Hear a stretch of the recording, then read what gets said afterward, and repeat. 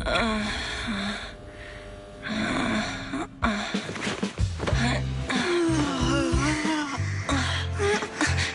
Phaethon, this time let me. Vivian? Vivian?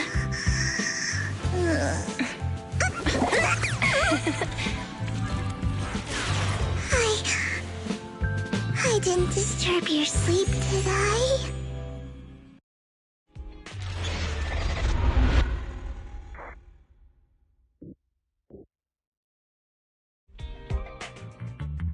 When I got here, the other Lord Phaethon said you were resting on the couch and just let me in.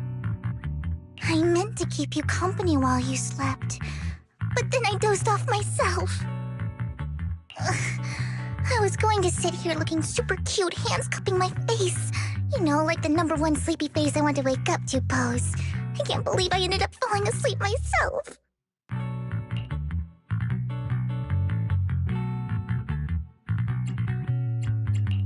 What sleepy face? What pose? That was a lot of words in one breath. Are you sure you got enough sleep, Vivian?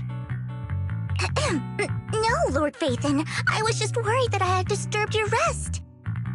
Just being able to see you sleeping peacefully is already the highlight of my day.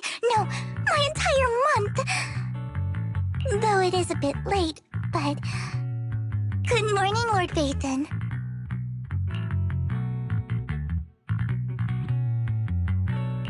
You're here super early today, Vivian. Is there something urgent? Mockingbird's death has stirred up quite the storm. I took some time to gather intel. It seems someone deliberately leaked the story that Hugo is an illegitimate child of the Ravenlock family, but I haven't found the source yet. Could it be Hugo's uncle, Hartman? Maybe he's trying to turn people against Hugo and Mockingbird by playing the illegitimate child card. I suspected that too. He could be using Hugo's background to make people believe Mockingbird is just another Top's pawn. To the upper class, Mockingbird may be insignificant, but it has a loyal following among regular folks. But after some digging, I was surprised to find that the public isn't turning on Hugo. They're actually starting to see him in a better light. Some people feel bad for him, some relate to his struggles, and Hartman's the one getting all the heat.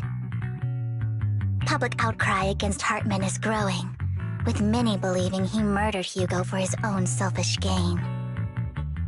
Tops is hosting an industry summit this week, a responsibility usually handled by the Ravenlocks. But my sources tell me another family has taken over this year at the last minute. If I'm not mistaken, Tops is intentionally keeping its distance from the Ravenlock family due to the current public sentiment.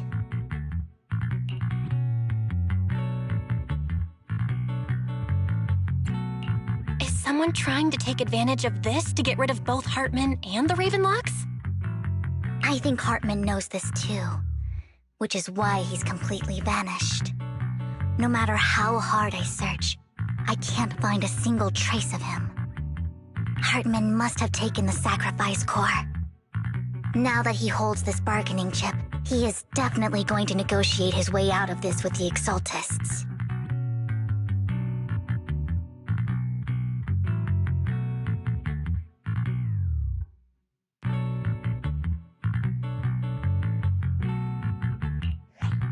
Sorry for interrupting, Vivian, but I need a quick word with Belle. Oh, no problem at all. I'm sure you have important Phaethon matters to discuss.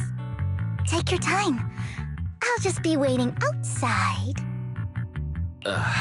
We can't make our guest wait outside. Belle and I will step out instead. Oh, don't mind me, Lord Phaethon. I wanted to browse the videotapes anyway. I'll be right here. Just let me know when you're done. Belle, Lycon's outside the video store. He knows Vivian is with us, so he's hesitant about coming in. He's stressing over what he did to Hugo in front of Vivian, but he really needs to talk to us. Maybe you should go speak with him first.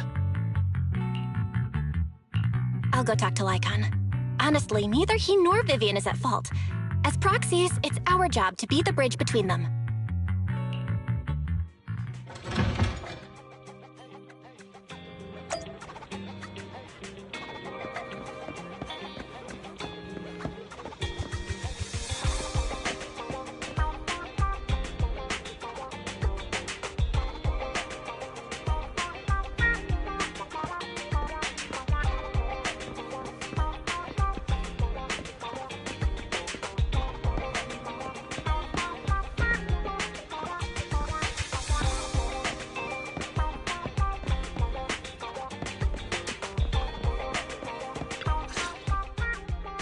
Good morning, Master Proxy.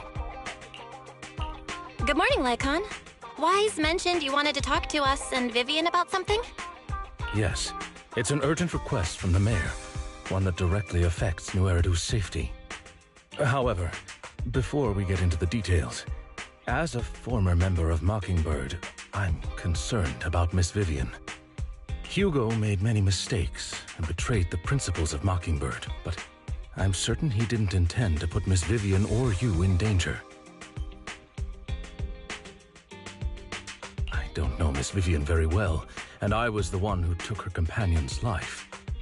I might not be the right person to comfort her, but I hope she doesn't regret the choices she made or lose faith in the path she chose. Vivian's doing just fine. She's actually been gathering intel and has a clear understanding where things are headed. She might be tougher than you think. If you're really concerned, why not just talk to her directly? If you'd like to apologize, it should be face-to-face, right? That's reassuring to hear. I trust your judgment. You've always had a sharp eye for people. Would you mind coming in with me?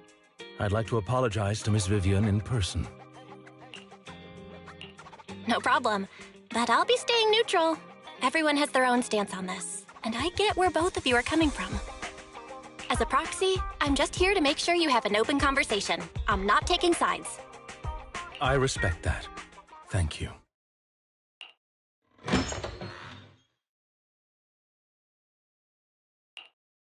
Miss Vivian, I'm very sorry about Hugo.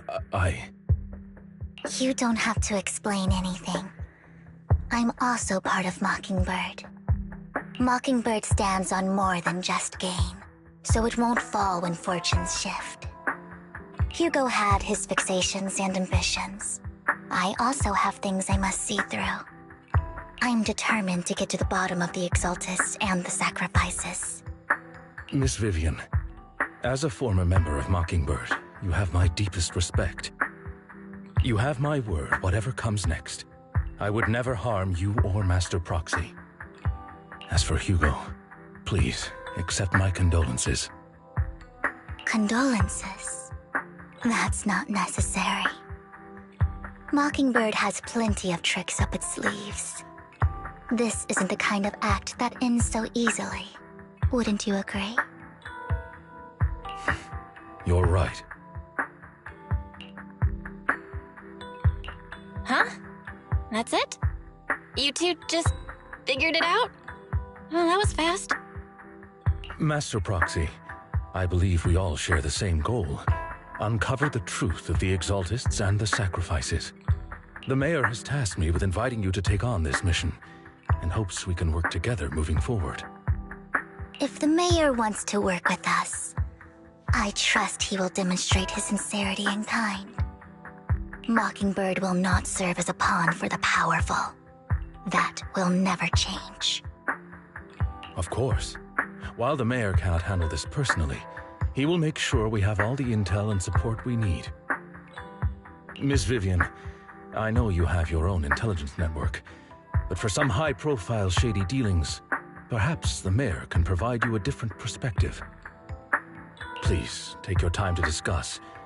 If you're open to collaborating, I'll set up a call with the mayor so he can speak with you both directly. I need to discuss this with Wise and Vivian. With so many people involved in this, we need to be very careful. Of course, I completely understand. When you've made up your minds, you can find me at the Ballet Twins.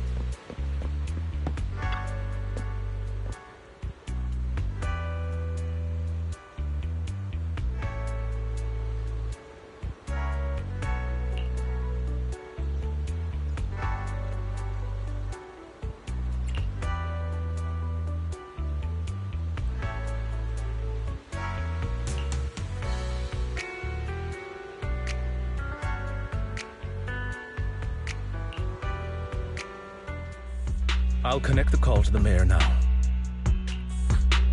My dear friends, I'm glad you're willing to keep working with me. I'm truly sorry about what happened to Mr. Hugo Vlad. I didn't anticipate things would turn out this way.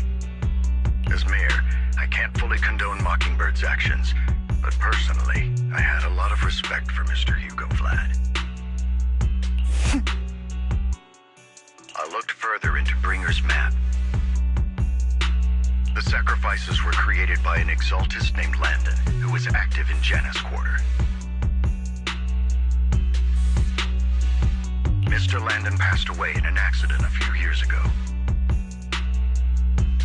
Before he died, he was researching sacrifices and was said to have created a batch of serum that could turn living people into sacrifices. The problem was, the serum wasn't stable, and after his death, the recipe was lost. No one knows what happened to the exaltist in Janus Quarter back then. But it's clear that after the leader died, there haven't been major exaltist activities in the area. Bringer's map marks the locations where the exaltists' most successful attempts at creating sacrifices were. Since this person has already passed away, and the exaltists haven't been active around here for a while, then could it be that this is just Hartman acting on his own? Unfortunately, that's not the case. My sources confirmed that Hartman had been secretly in contact with someone, and they only meet inside the Hollow.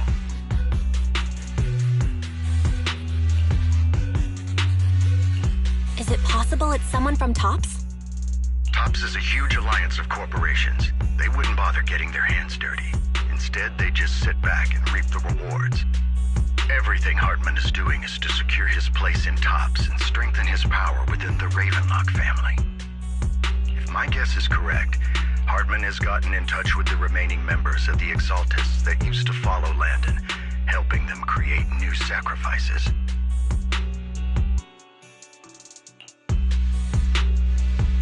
But what's in it for TOPS? There's no way the Exaltists would just hand over their secrets about sacrifices to Hartman, right? A sacrifice outbreak would throw the city into chaos.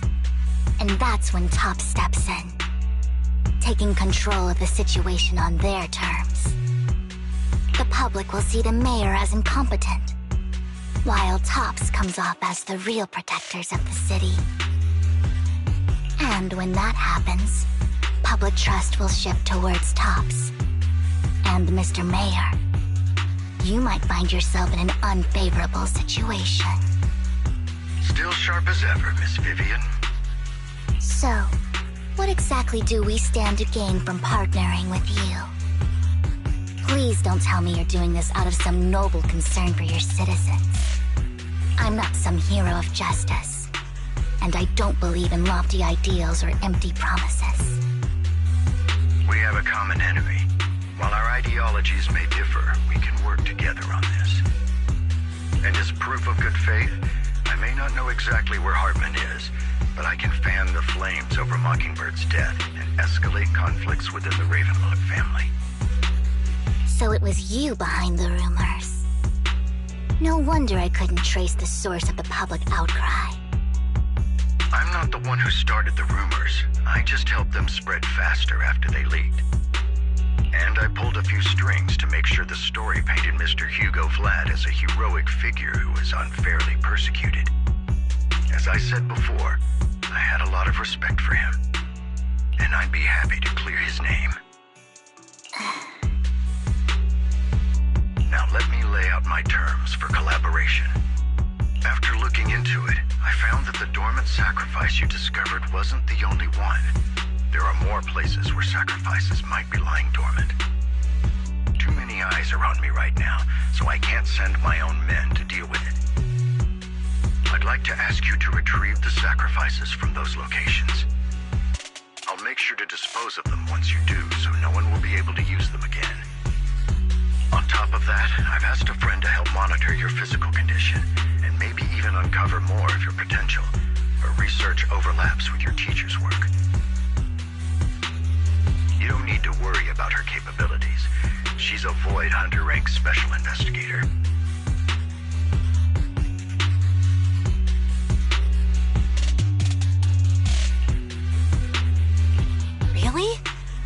Void Hunter rank special investigator is going to be assisting us? And she's involved in our teacher's research? That's right. She's heading to Jana's quarter for some business. I wanted to set up a formal meeting, but she declined. She prefers to assess things on her own, and will reach out when the time is right. She'll let you know the details then. So it looks like you both are on board with this commission and ready to help recover the sacrifices? Okay. We don't want new Eridu falling into chaos either. We'll do what we can. I know you won't let me down. Given our positions, we might not be friends, but we're definitely not enemies. I'll leave the rest to you then. I've got to go. Goodbye.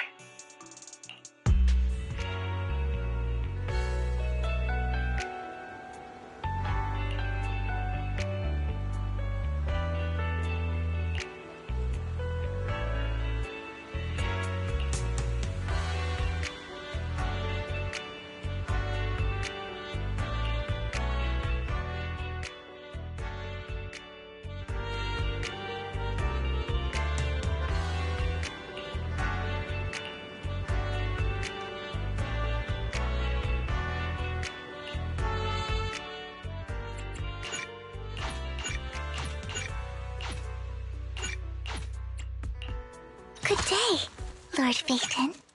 Ready and huh? I would never turn down Lord Phaethon. Good day. This is the officer. You have my complete support.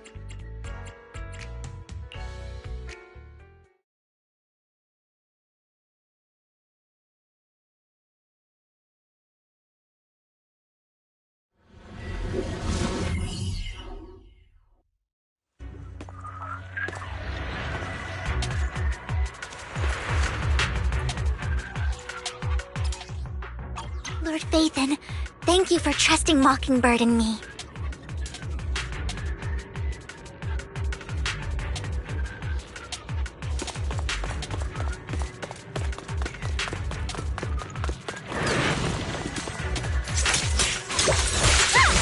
Look around!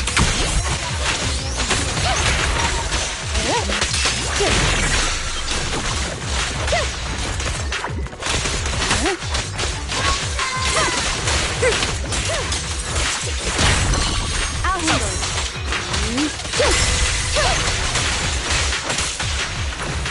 My turn.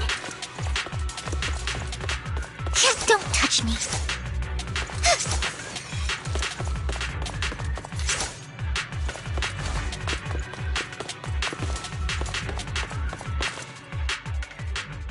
Has someone already taken the dormant sacrifice from here? Or did the Exaltus decide to relocate it? No. If these dormant sacrifices aren't handled carefully, they could awaken and turn against anyone nearby. She wouldn't risk moving them unless it was absolutely necessary. Did she realize the mayor was looking into this?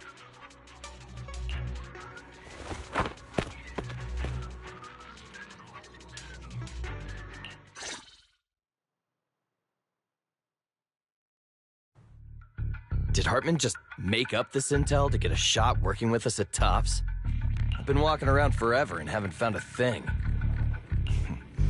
The Ravenlocks have always been a shady bunch. No surprise they've gone downhill over the years. I heard they were pretty loaded back in the day. What kind of business did they run? No clue. On the surface, their businesses seemed legit, but who knows what was happening behind the curtain. Probably something with the sacrifices. I mean, how else would he know about the dormant ones left around here for years? And he was so sure that even if those original sacrifices didn't work out, he had a backup plan.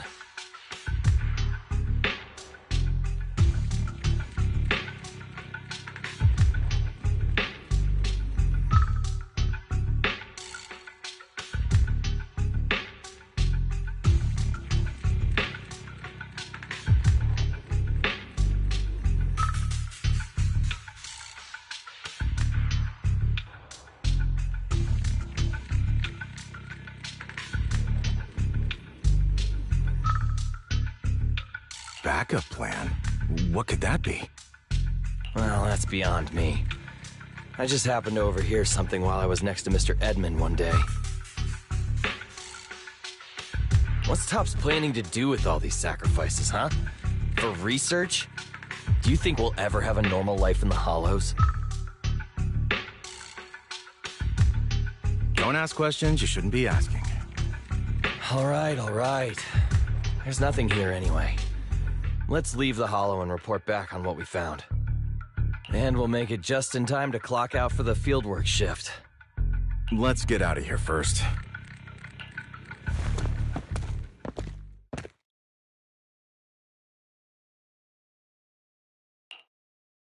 Hartman, that fool. He'll do anything to get into Topps, even if it means playing with fire. She's an exaltist. Human lives have never mattered to her. The more people get dragged in, the greater the danger. Vivian, I've been dying to know, who is this she you keep mentioning?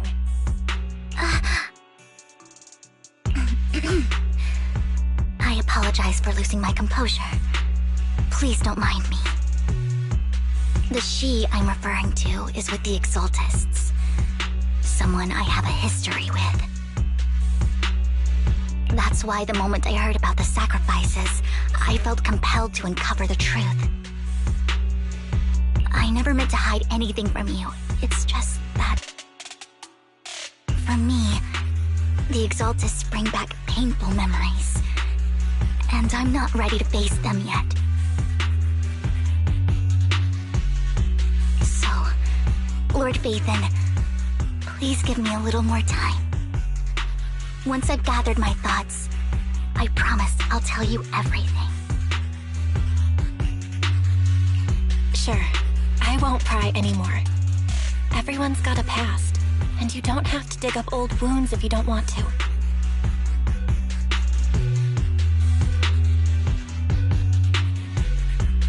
I can see the Vivian I know now is super brave and kind. I believe you've really put in the work.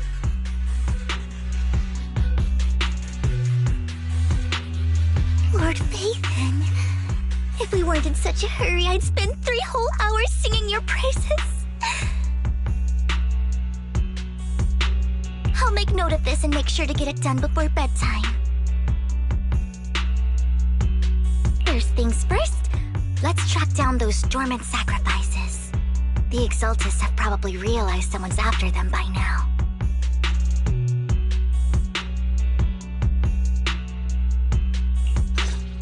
I wish we knew what Hartman's backup plan is. Do you? I just can't shake the feeling that... something bad is about to happen.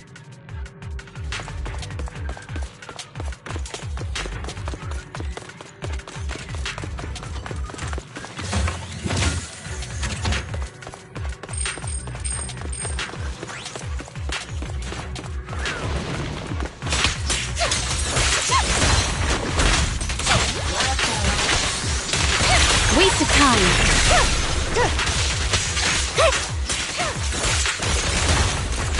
Roger.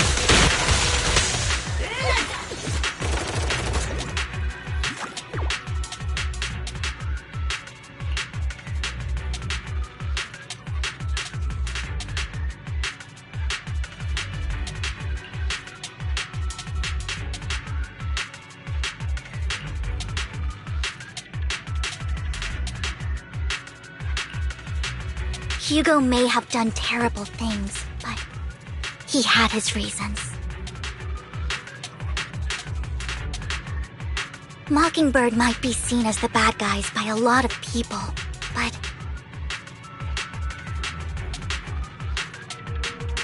Lord Phaethon! Ironically, joining Mockingbird is what put me on the right path.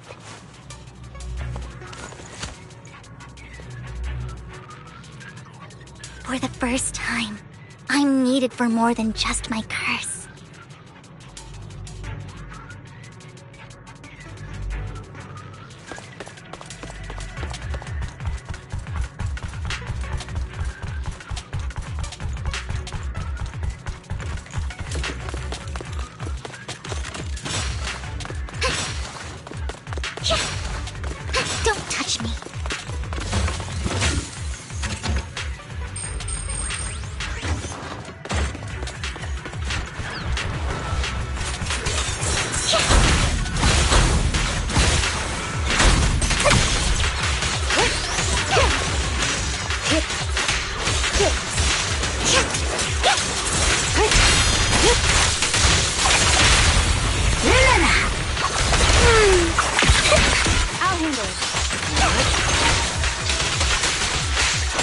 My.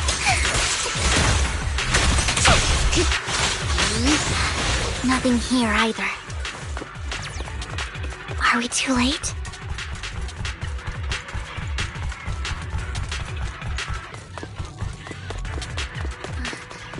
There's someone up ahead.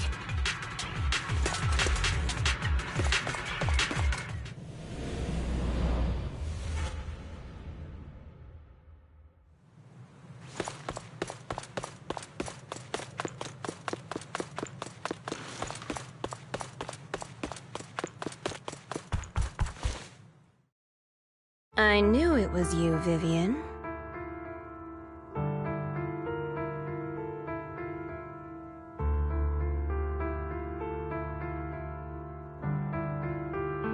Camille! What are you doing here, sis?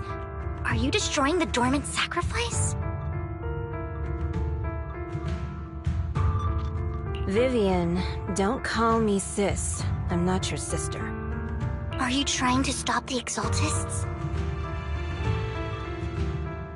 I never left the Exaltists. You know what Landon did back then! Lord Landon did it for the Creator. His methods may have been extreme, but they were necessary. Back then, you walked away. You should do the same now.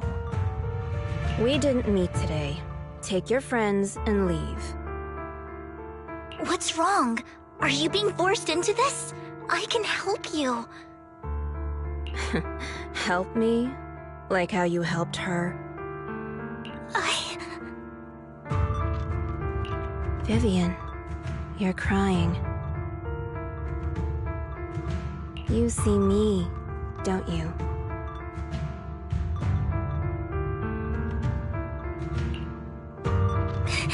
No, You haven't changed a bit, Vivian. No need to hide your tears. I know exactly what's ahead for me. You've made your choice, and I've made mine. One last piece of advice.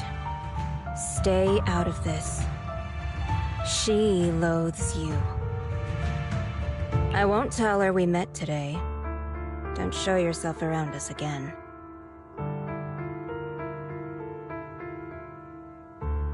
Camille!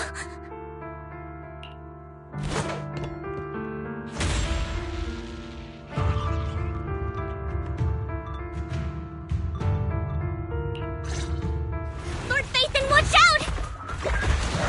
Don't touch me. I'll tell you what that was about later. Let's take care of the ethereals first.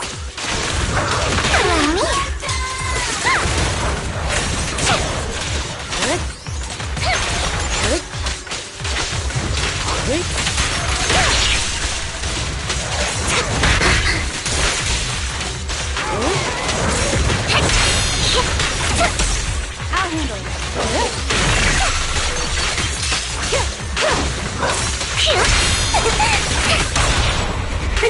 Well done. Weak spot located.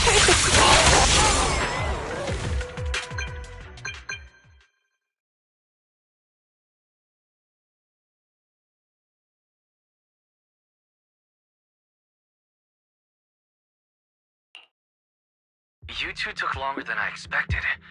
Did something happen? We searched the coordinates the mayor provided. Most of them were already empty. No dormant sacrifices.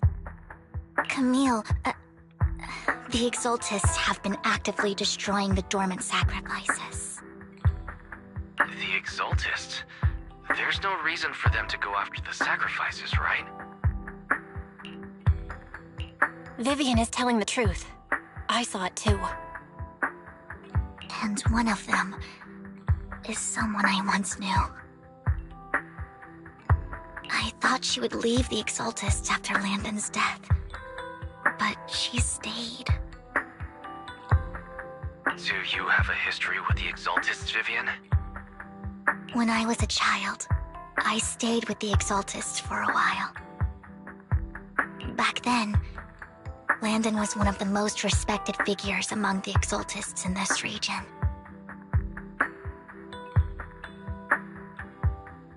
A lot happened. And after Landon died, I left.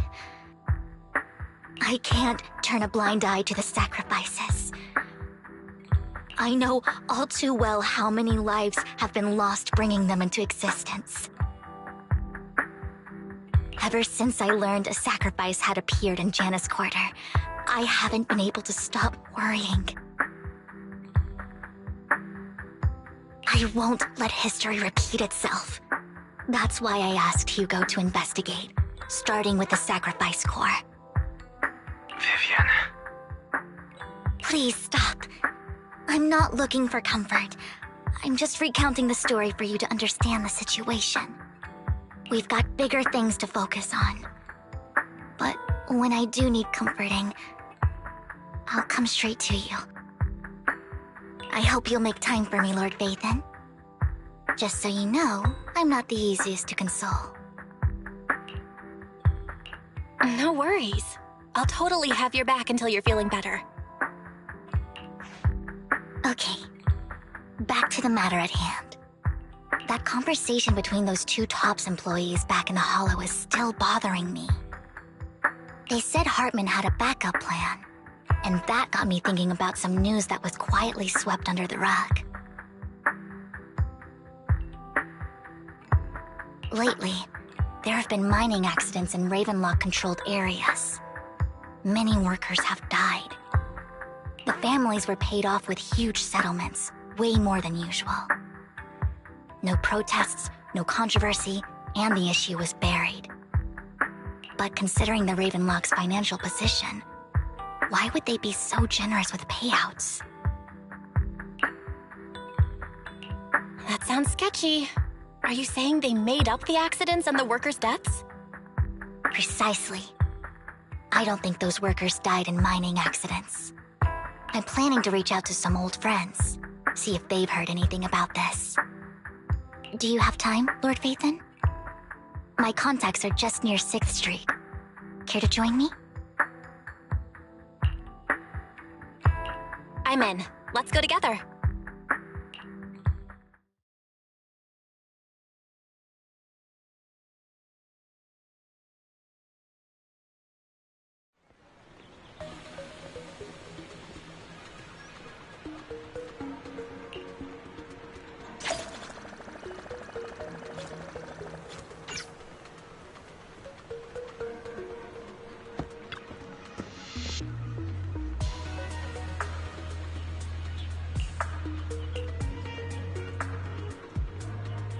An old friend of mine said she has some new intel.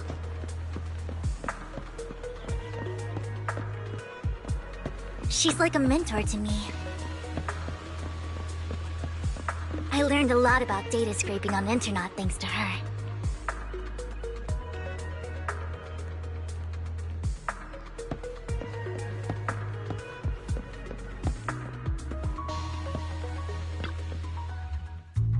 Rain! Long time no see. Yeah, it's been a while. Rain? You two knew each other?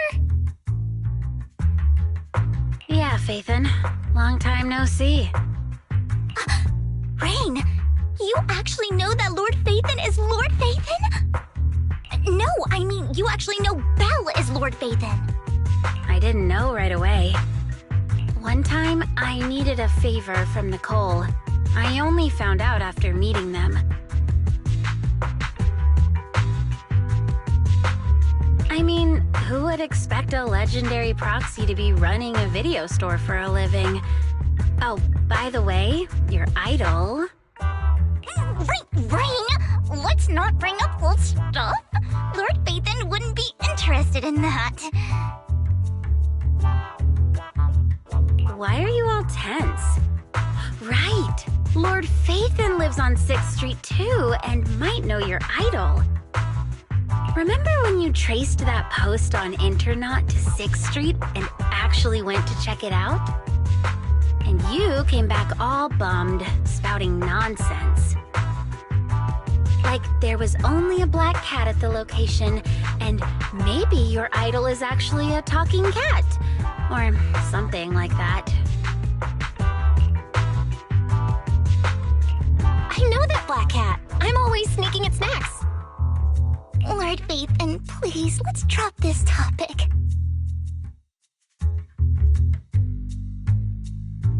Come on, Vivian.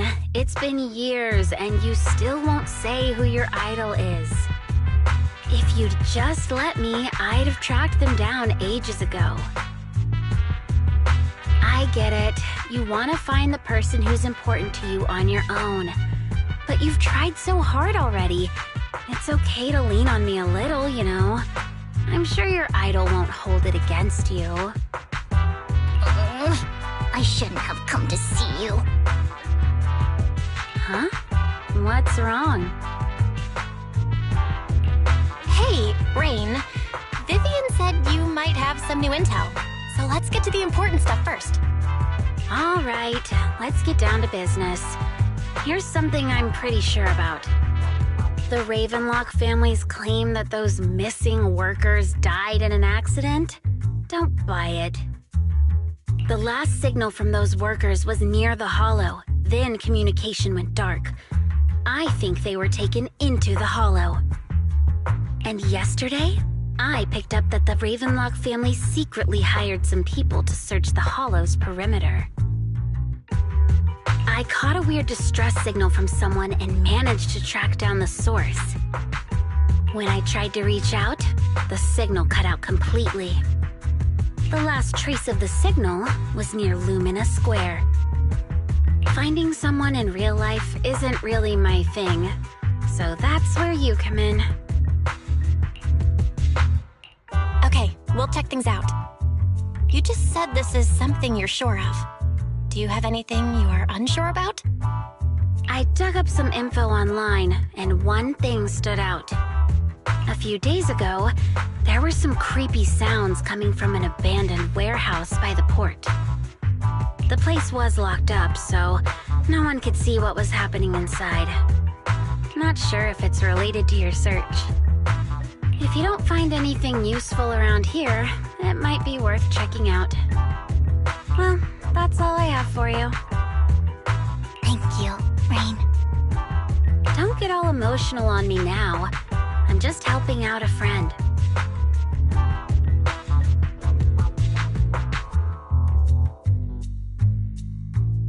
This one's on the house. Consider it payback for the favor you did me last time.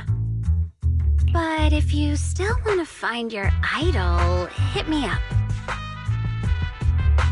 I've been curious for what...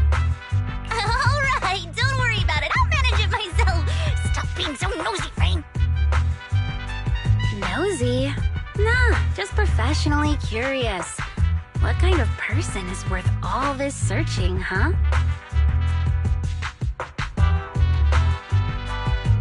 But honestly, whoever they are in real life, they've become a part of you.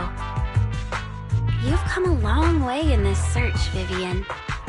I much prefer the person you are now. So if you find this person, don't chicken out. Go meet them. People will appreciate you for who you are. Rain. I might not care about the real world or what it'll be like, but I hope everyone I know can live a good life.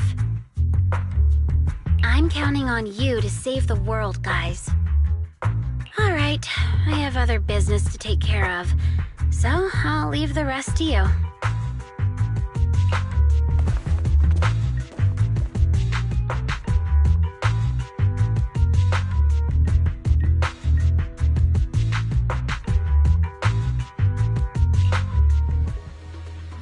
Lord Bathan, please pay no mind to what Rain said.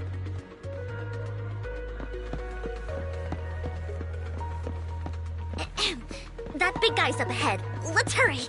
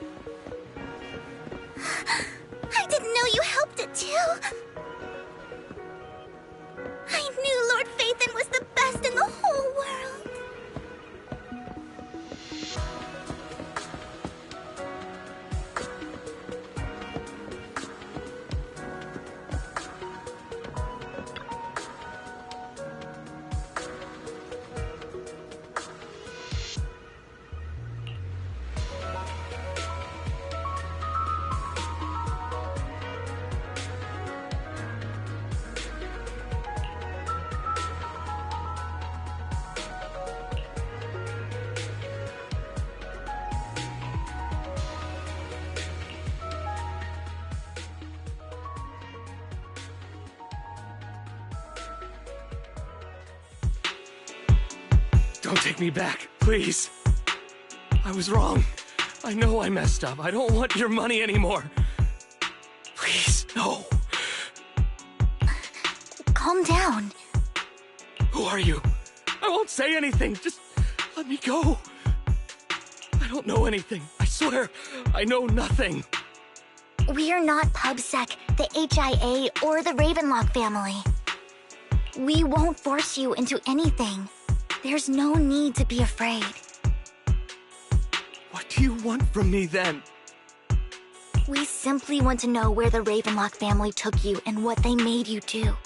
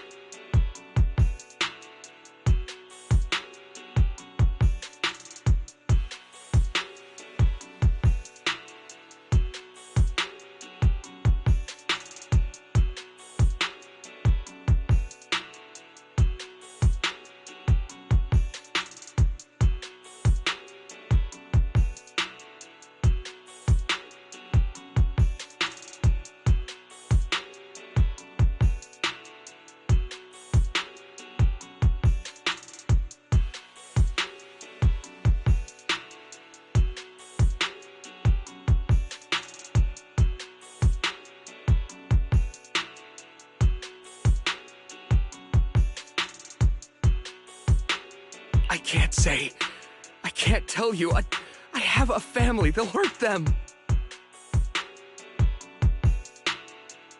You never saw me. Please, just stop asking.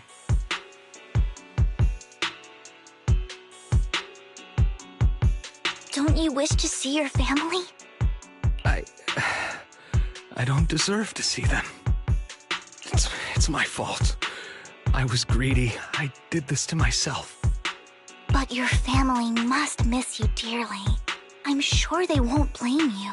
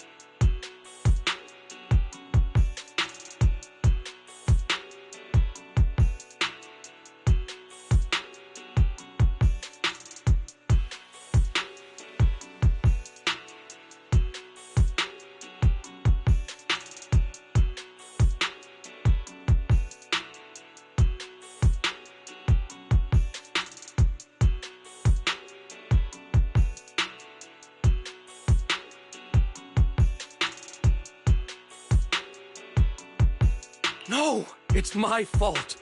It's all on me. I don't want to drag them into this.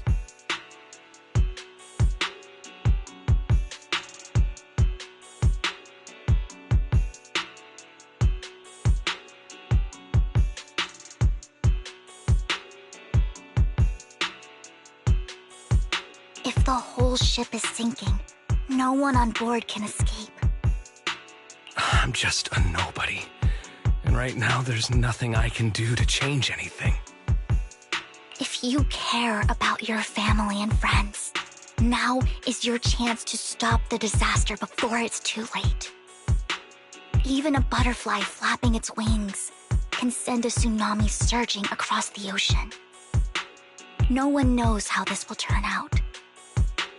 But if you do nothing now, the only thing waiting for you at the end will be regret. We're not here to turn you in, and we won't force you to confront them. You'll be safe with us. I'll help you return to your family, but you must tell us precisely what happened. Hartman offered a huge amount of money, looking for workers to go into the Hollow to guard something. The money was way too good. We all kind of figured something wasn't right. I thought it was just smuggling or guarding some kind of illegal ether resources, so I signed up. After we sent in our applications, Hartman's men took us into the Hollow. The first place we went, there was a strange box. When we got there, they handed us some pills, saying they'd improve our aptitude for ether, for us to last longer in the Hollow. But after I took them, everything went fuzzy. Something was definitely off about those pills. When I woke up, I saw my coworkers dead in front of me, and there was blood all over my hands.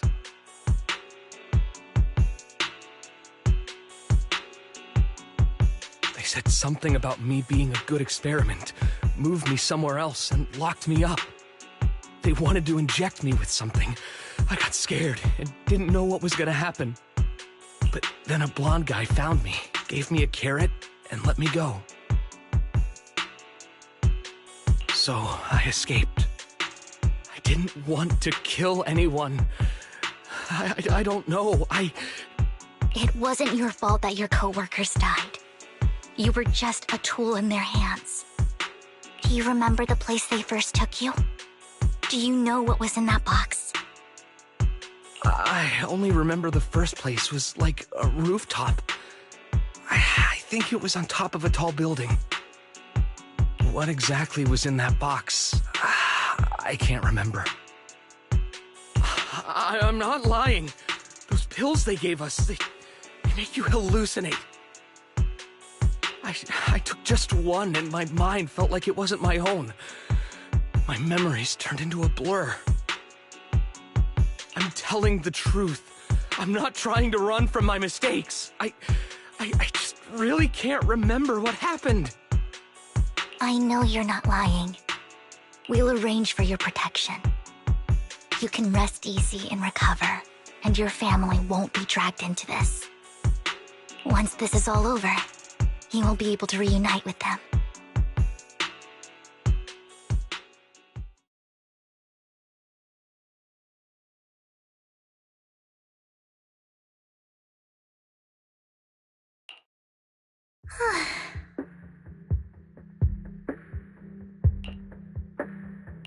I've been meaning to say this for a while, Vivian. You're just so calm and decisive when things get tough. Totally different from the impression you gave me at first. Actually, I wasn't always like this. I used to run away when things got tough. There was even a point where I just wanted to disappear. As if my very existence was the source of suffering. I wondered, perhaps leaving it all behind could put an end to the pain. Whoa. It's hard to imagine you like that. I mean, you had this super intimidating vibe when we first met. Well, I was on a mission at the auction when we first met. And just as Rain said, I've come a long way from who I used to be. Speaking of Rain, it's still wild to me. I never thought you and I would have mutual friends. And you even know one Denny Boo. Can you believe we might have passed each other so many times without even realizing it? Enough about me. Tell me more about you, Lord Phaethon. Where have you been? And what have you experienced? Looking back, I feel like I've been through a lot lately. My brother and I even lost our Phaethon account. Oh, everything started when the Cunning Hares took something from the Red Fang gang.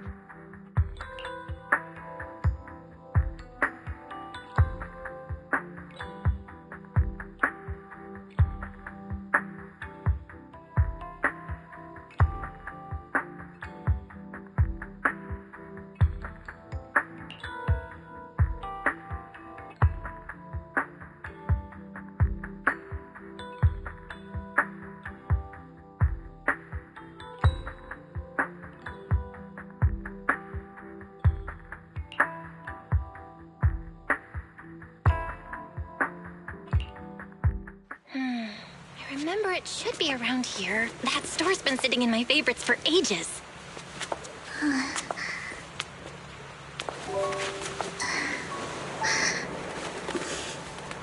Lord Phaethon! Huh? What's up?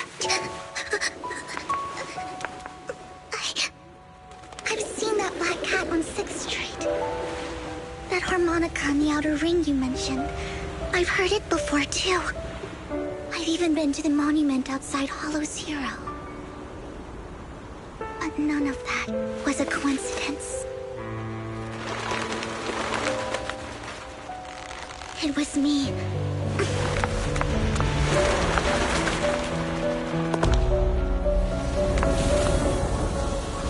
Following you, and now I've finally made it to your side. Ever since I was little, I had been seen as the bringer of bad fortune.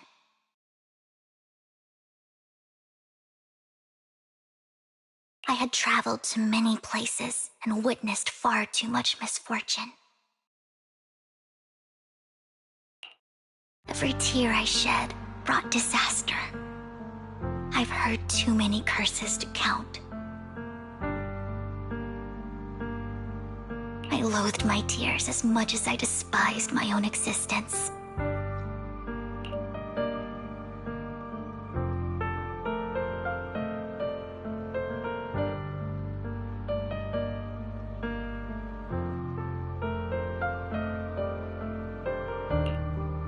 Wherever I stayed, tragedy followed. I had roamed too many places, and each time, it ended the same way. I didn't know where I could go anymore. One night, I stumbled upon a post discussing me. Whether they knew me or not, everyone seemed convinced that I was the source of the curse. Some mocked me with cruel intent. Some wished I would vanish, and others speculated maliciously. It really seemed that my very existence was a disaster. In that moment, as darkness enveloped the city, I saw lights flickering to life all around New Eridu. So many lights, and not knowing where to go, I thought, if only I could disappear into those lights. I made up my mind, and right then, my phone rang. I decided to take one last look. I wanted to know who left me my final message from this world.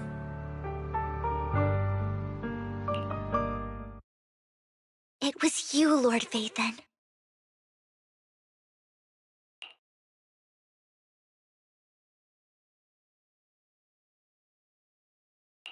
Wait, really? Me? Yes. And I checked with the other Lord Phaethon. You were the one using the account at that time. But I know you probably don't remember it. After all, it was just an ordinary day, with an ordinary post and meaningless comments online. But for me, it was the night I finally realized where I could go. I wanted to walk the paths you had walked, see the sights you had seen. And then, one day, share it all with you, face to face.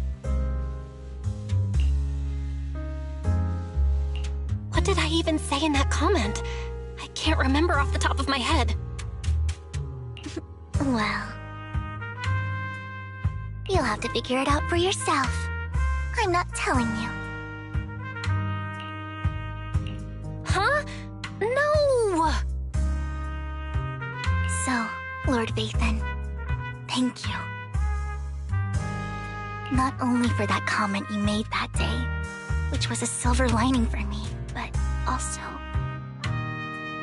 for giving me the courage to become who I am today. The Vivian standing right in front of you now. Lord Phaethon, I truly like who I've become.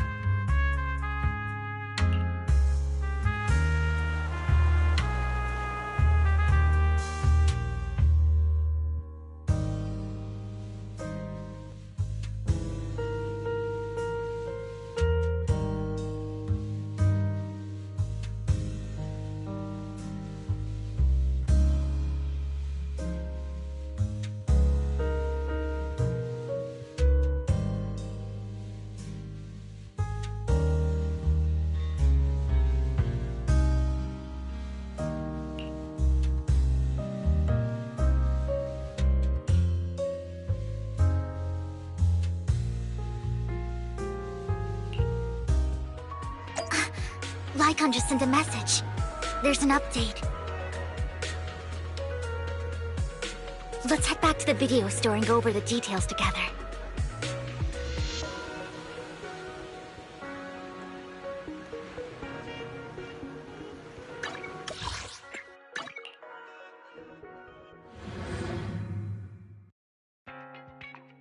Vel, you're back. Lycon told me he wanted to meet up with us online to discuss things when he returned. I'll call him now. Master Proxy, Miss Vivian. The gentleman Rena brought back has stabilized and calmed down now. Based on his account, we've identified where Hartman is hiding the core. He also mentioned that Hartman plans to trade the core with a group of people. We suspect that this group consists of members from the Exaltists. I knew it. Now that we have the location, it would be splendid if we could seize the sacrifice core before they do. Precisely. We hope you can head to the location as soon as possible to secure the sacrifice core. We've got this. I have other matters to attend to, so I'll leave the retrieval of the sacrifice core in your capable hands. The mayor's friend that he mentioned before will also be assisting you this time. The target coordinates have been shared with her, and she'll meet you there. Please ensure your safety, and I wish you all the best.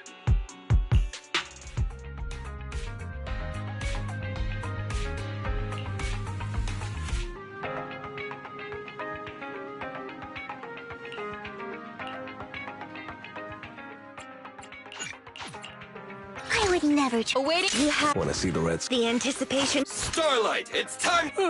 Wanna looking for it? I've got your back. Let's start. Head me. Come on! One. My.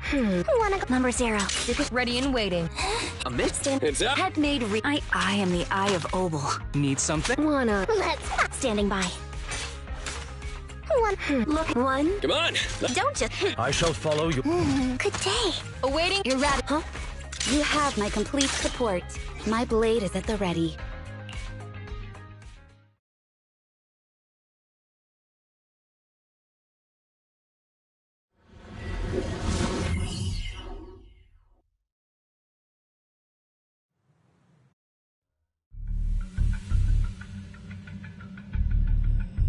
Where's the sacrifice core?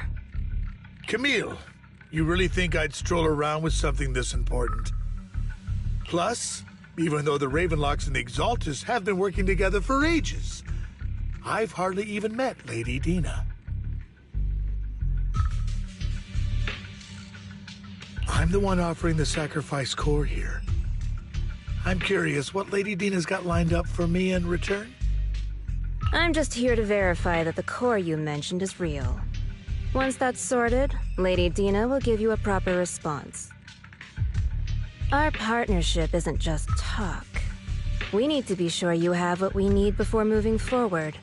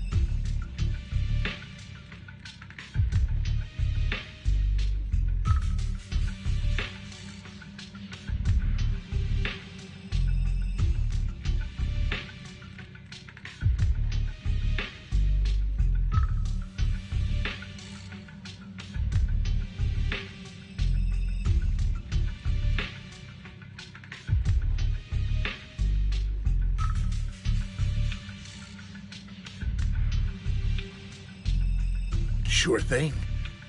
I'll take you to where I keep the core.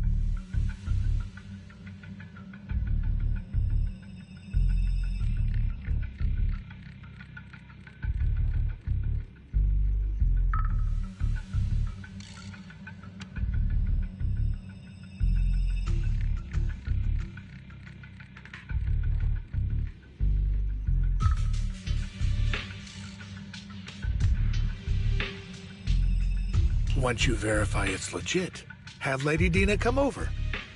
We'll lay everything on the table face to face.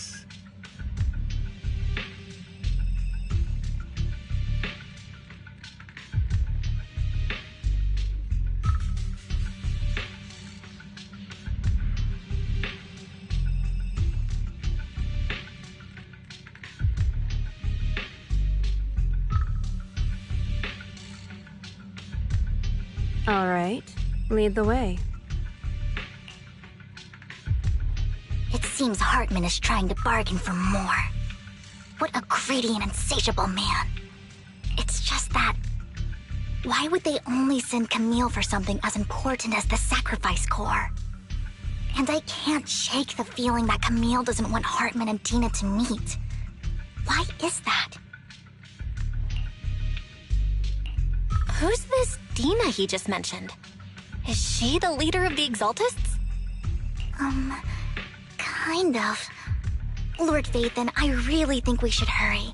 We must get to where Hartman keeps the core before anyone else does. I've got a shortcut planned, but there are gonna be ethereals along the way. I'll let you handle them, Vivian. Don't worry, Lord Vathan. You're in capable hands. I'll ensure your safety.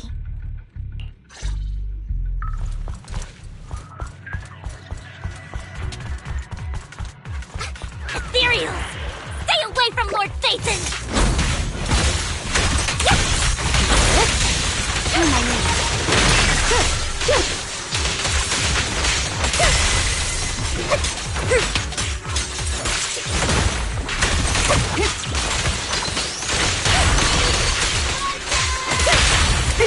Well done! I'll handle it. Oh my! Looks like Hartman's trying to negotiate for more leverage.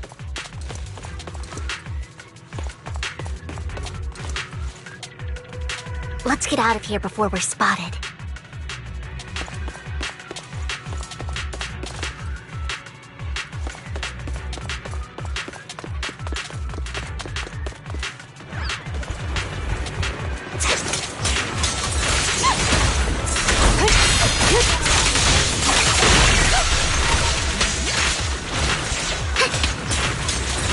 Let's keep moving, Lord Phaeton.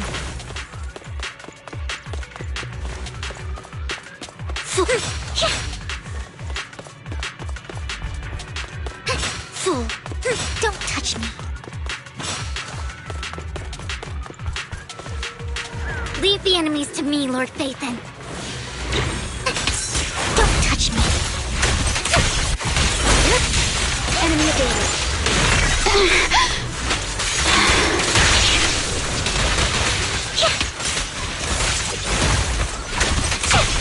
Secure the perimeter.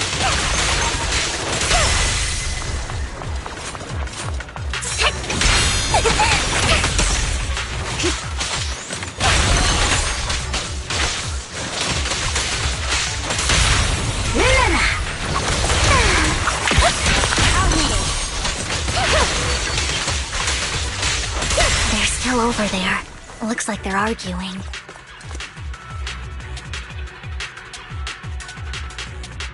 This is our chance. Let's hurry.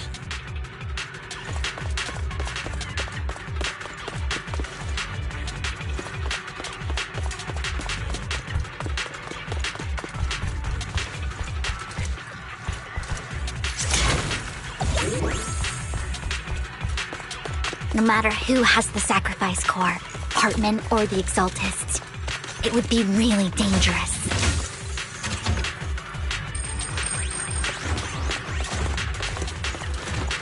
Our best move is to seize it before they do and destroy it.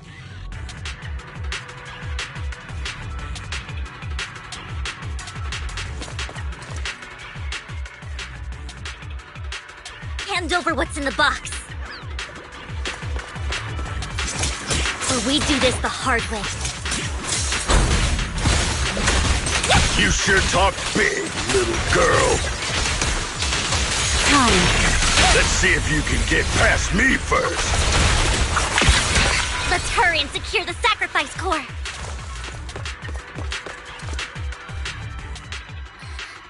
Lord Phaethon, the box is empty. So Hartman never kept the core here to begin with? How did you even find your way here? Where's the core in the box? What did you do with it? You call this keeping the sacrifice core safe?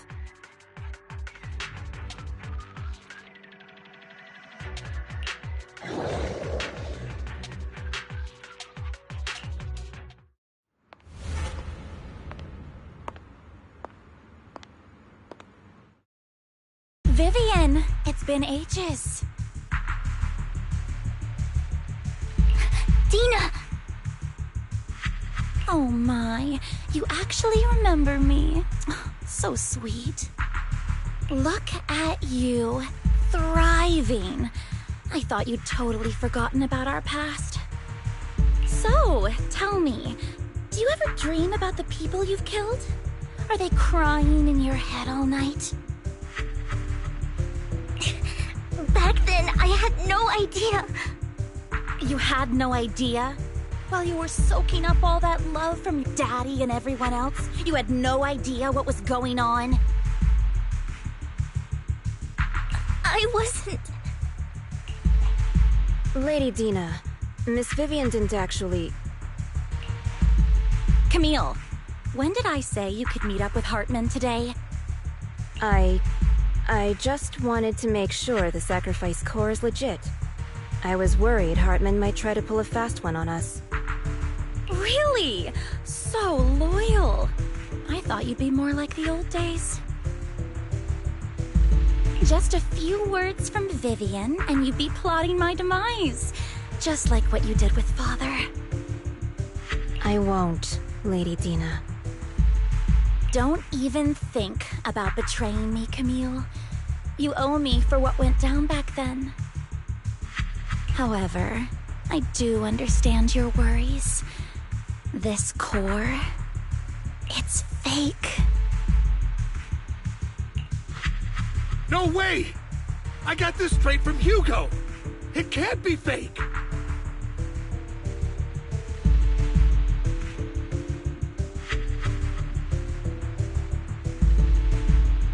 How can you just claim it's fake without any proof? Ugh, seriously?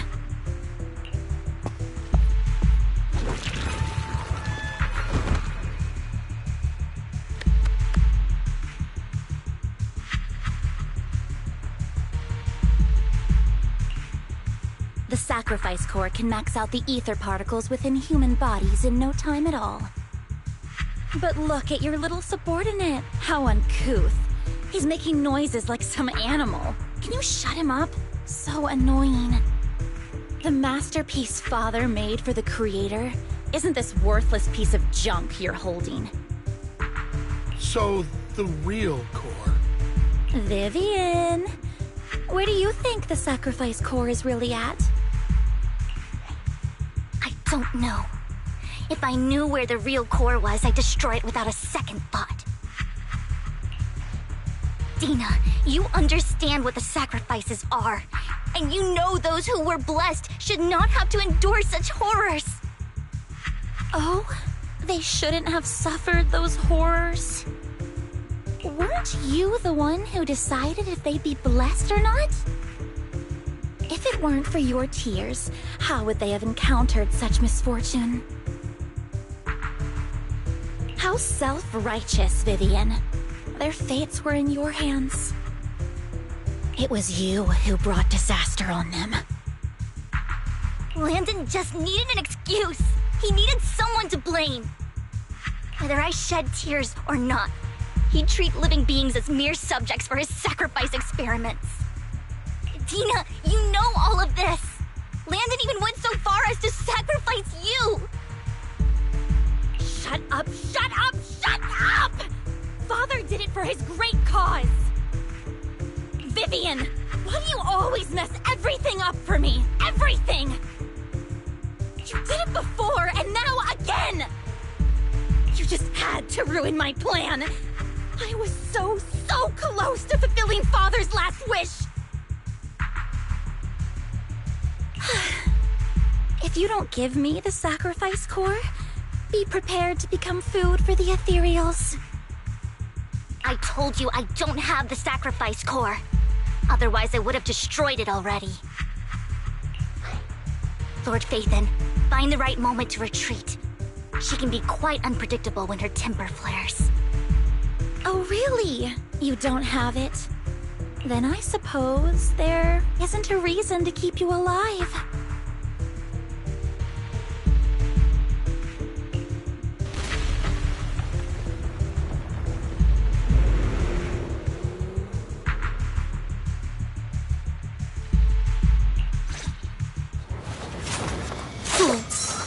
More ethereals are coming. Secure the perimeter.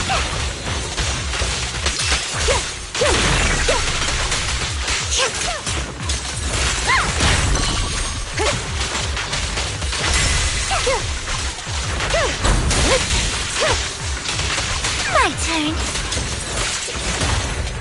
Roger. Too many. There's no chance to get out of this.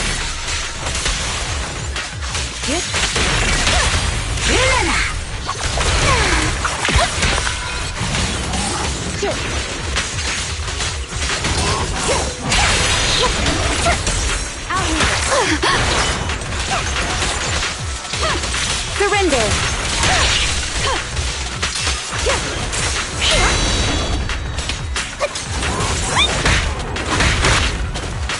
Careful!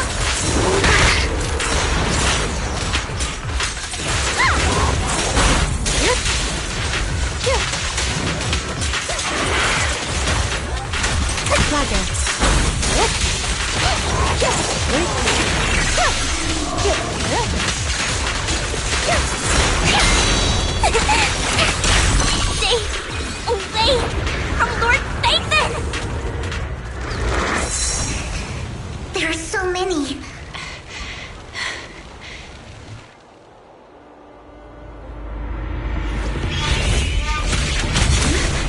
It's ink.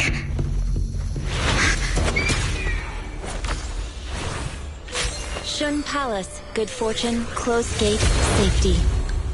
What? An evil miasma gathers here. Another place of conflict. If you wish to avoid disaster, then head southeast.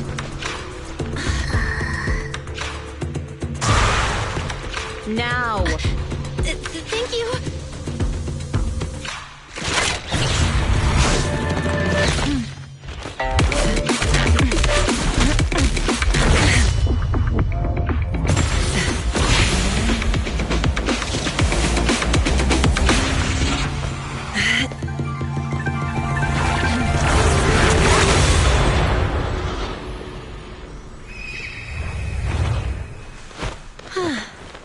Finally, peace and quiet.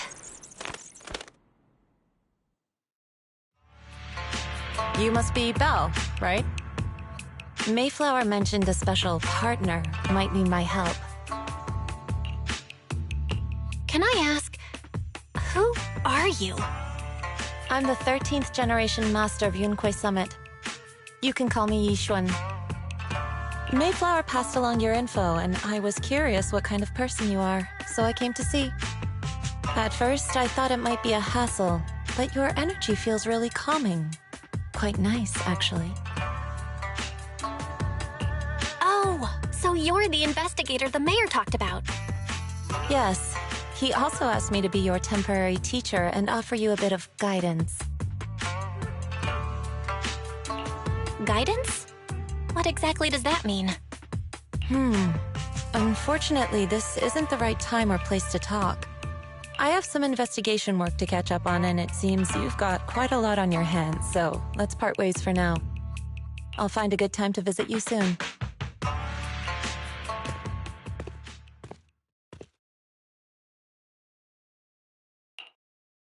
I'm so sorry, Lord Phaethon. I'm just not feeling very well. I think I'll head back for now. I'll investigate the sacrifice core and reach out once I find something. You definitely need some rest. Let's get out of the hollow.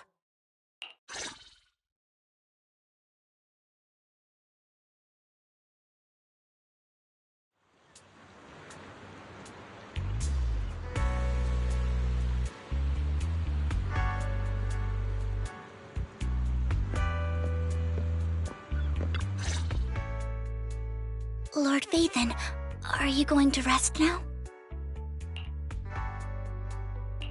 I'm not in a hurry to get back. You've been kind of off since we got out, and it's got me worried.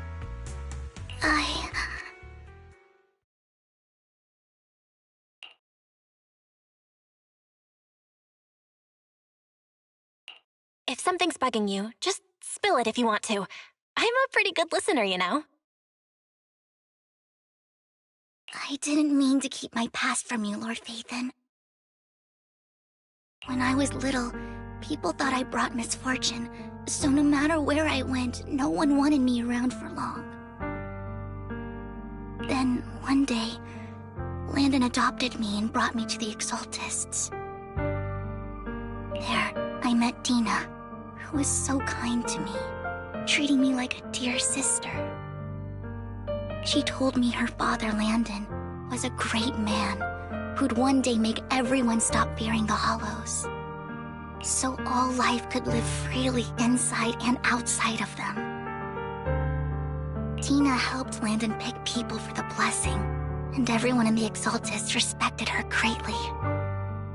Those who received the blessing would have a better ether aptitude, allowing them to enter the Hollow freely without fear of sudden disaster. Back then, Dina would chat with me every day, always about the Exaltists and her father. But things between us shifted when Landon asked me to step in for Dina.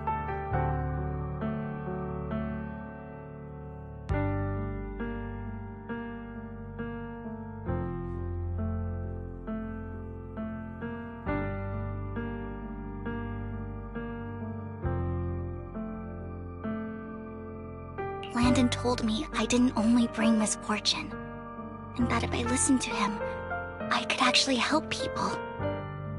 After that, he'd take me to meet people, and if I shed tears, he'd give them a blessing medicine. Those who got the blessing could dodge calamities. At first, I was ecstatic, thinking I could help others. I shared my joy with Dina, but that was when she started to pull away from me.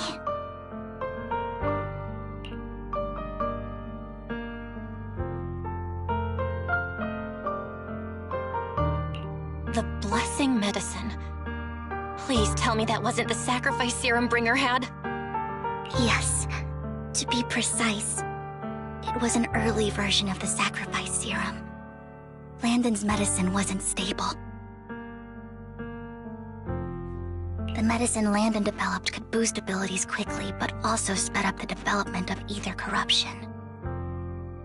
In the end, most people turned into ethereals, and a few became sacrifices, losing all human consciousness. The ethereals were killed while the sacrifices were given to the higher-ups of the Exaltists.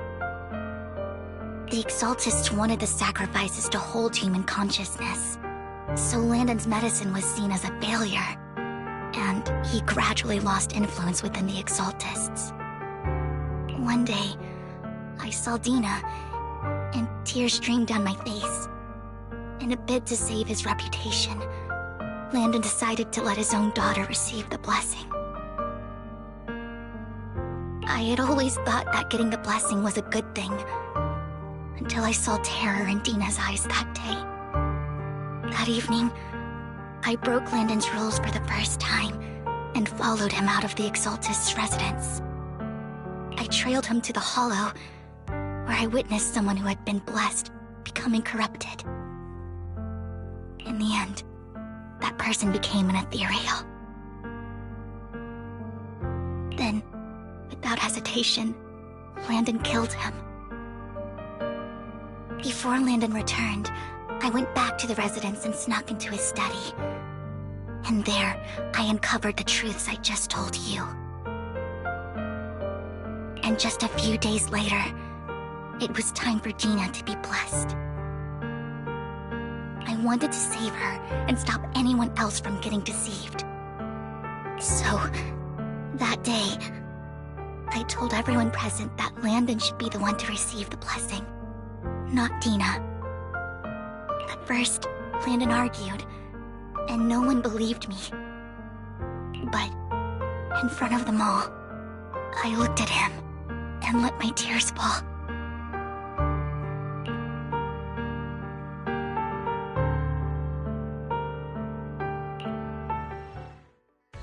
Lord Landon, please accept the blessing. Vivian, you... Why won't you accept the blessing? Were you lying to us? Ungrateful fools! You have no use anymore!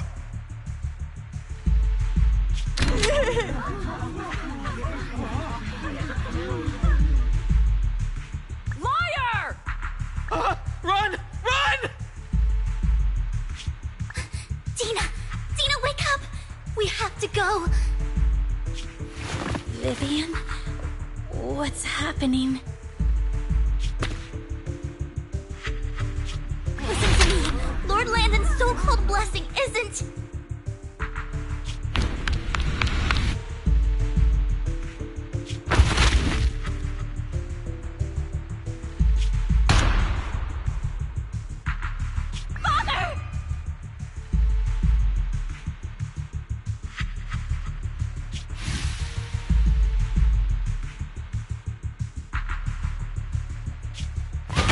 No, I was just... Mom, I want to go home. It's got nothing to do with us. This is just what happens when you don't accept the blessing. Vivian, was this you? Dina, I just didn't want you to accept the blessing. Everyone who does ends up...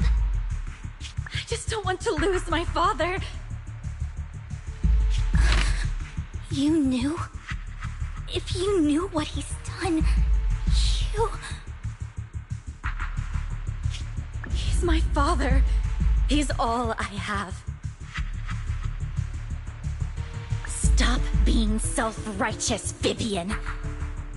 You only ever bring misfortune.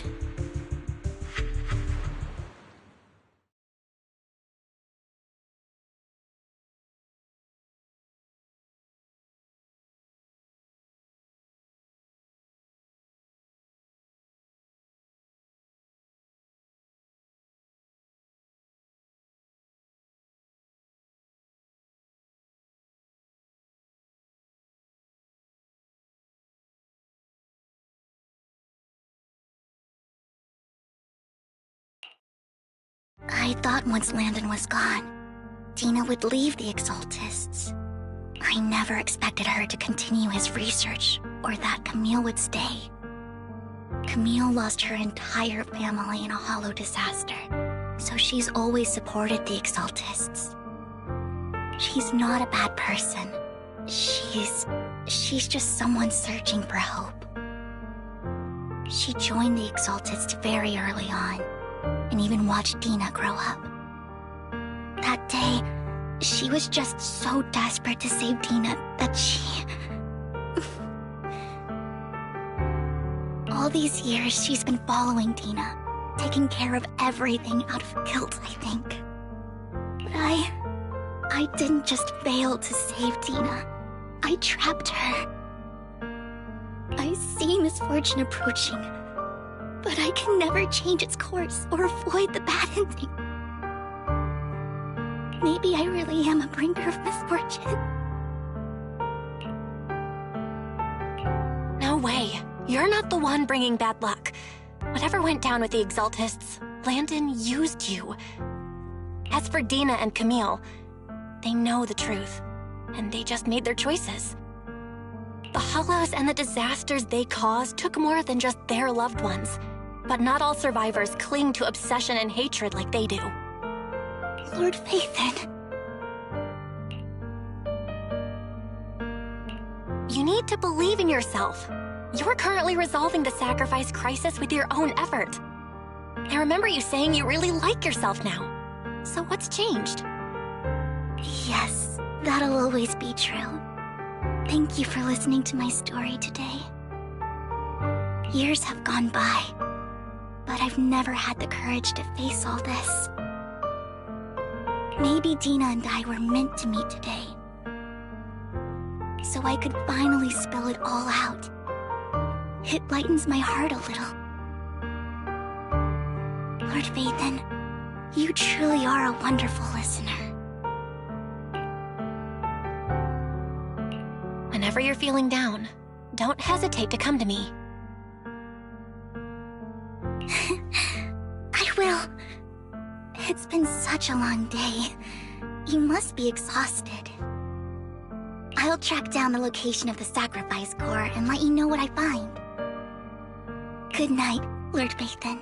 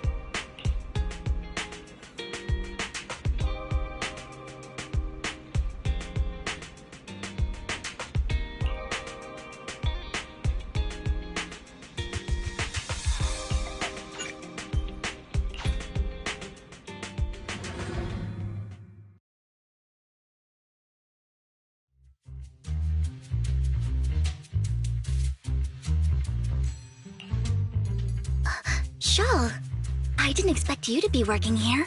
Perfect.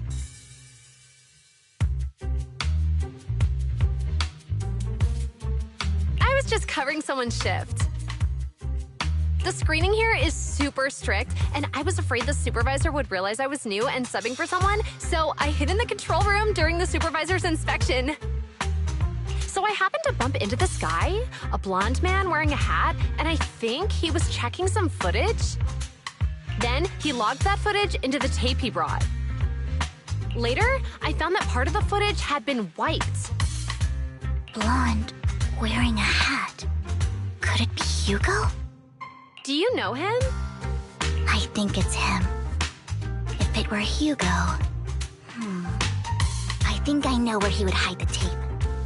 Thank you, Shaw. You were a big help. Great! You also helped me a lot when I started working. I used to make mistakes all the time. If it weren't for you cleaning up my messes, I would have been fired ages ago. So I'm happy I could help you too. All right, go ahead and do what you need to do. We'll catch up another time.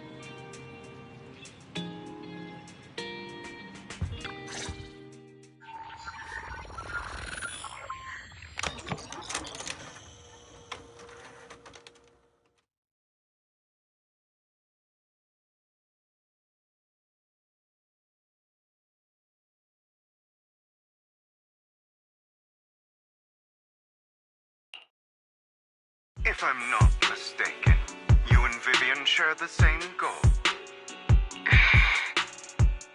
Silence is no good for negotiation. I just don't want Dina to reach a point of no return. Hasn't she already reached that point with what she's doing?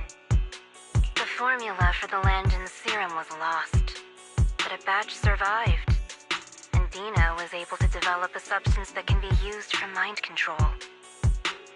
She's trying to combine the two to make sacrifices that would obey human commands. If the dormant sacrifice and the remaining Landon serum are destroyed, we can put an end to this. Dina's concoction can't create sacrifices on its own. And the sacrifice core? That belongs to the creator, not her. Although I find Landon's methods despicable, I can't deny that the Exaltists and the creator are leading us in the right direction. I just don't want Dina to spend her life trapped by her father's mistakes. I mean, no offense, but I find your protectiveness rather weird. I will confirm the location of the dormant sacrifice and find the chance to relay the information to you. I do not want any of my people to be going into danger. As for the sacrifice core, I can only guarantee that it will not fall into her hands. As for how things will ultimately play out, the creator will guide me.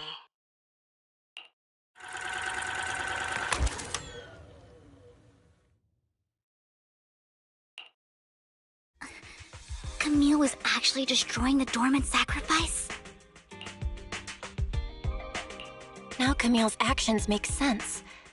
But why did Hugo never tell us? Hugo... Belle, Lycon said there's something urgent he needs to discuss with us right now. All right, let's patch him in. Master Proxy, I apologize for disturbing you. We have just learned that the Ravenlock family will host a banquet tonight.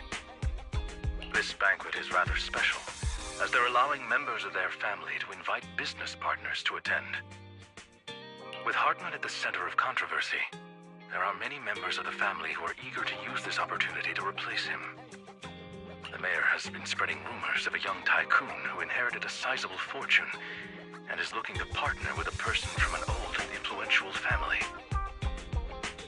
This information has lured a young man named Burton from the Ravenlock family.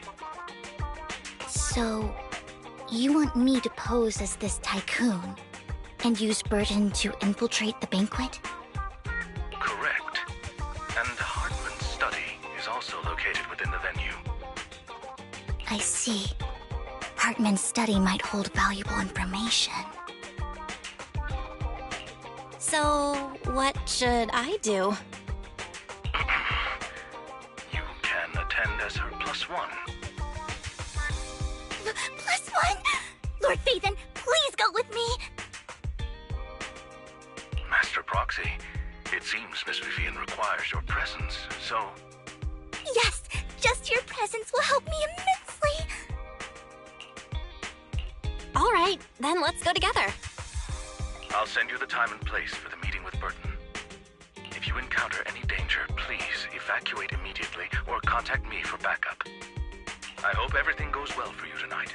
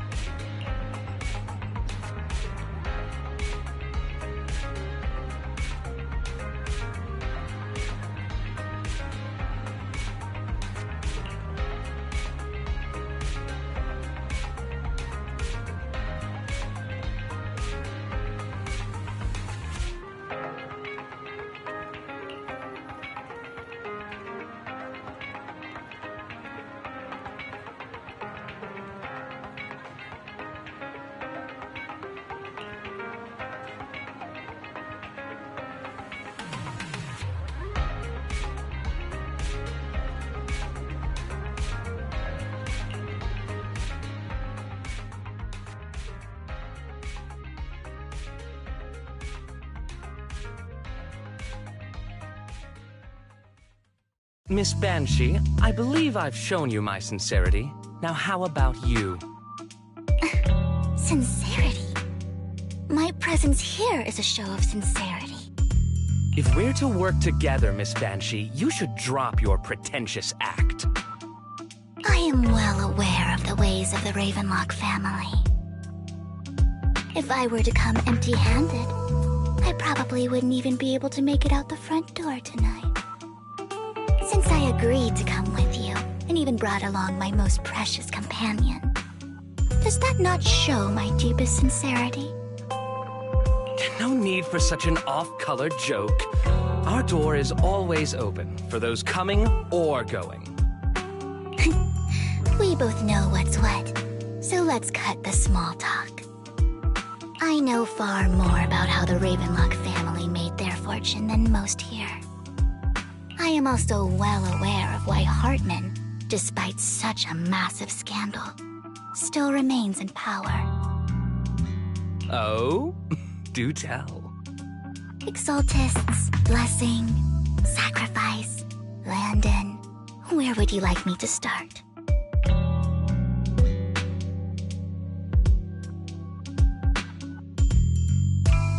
How did you know that? No, who are you? Don't be so tense. If I'm not mistaken, it's about time the banquet began. My companion and I are practically famished. Is this how you treat your guests? By letting them starve?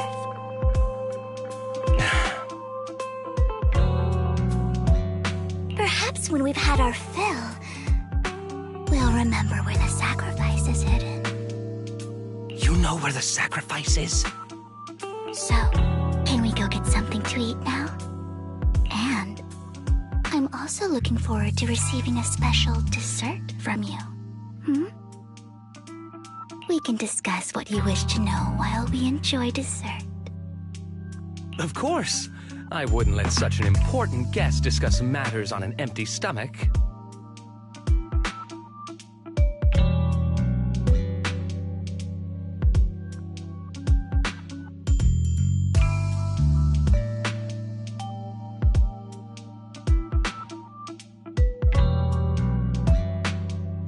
As for dessert, I will prepare it myself, and I guarantee it will satisfy you. I'll come find you later. I wish you a pleasant evening.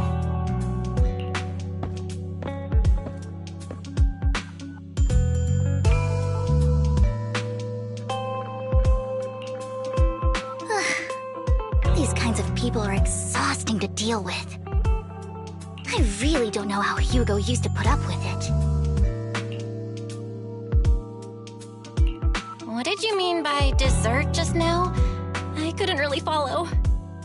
Hugo taught me that bringing up dessert in such situations is a way of telling the other party they need to offer more.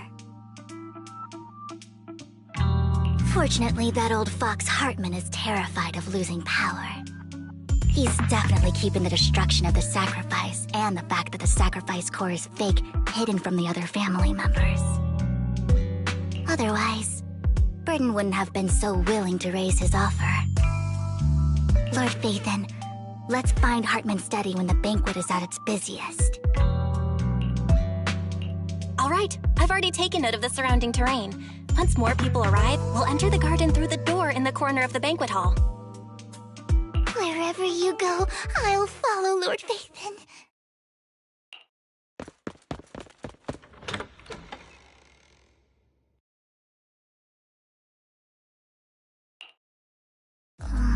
Isn't this going a bit too well?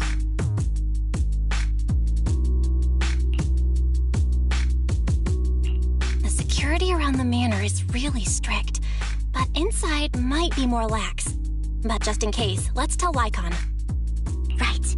Having some backup would be safer. Let's check Hartman's recent correspondences for clues. I still have concerns about the sacrifice core. Right. Though the core he gave Dina was fake, Hartman might have left a trick up his sleeve and hid the real one.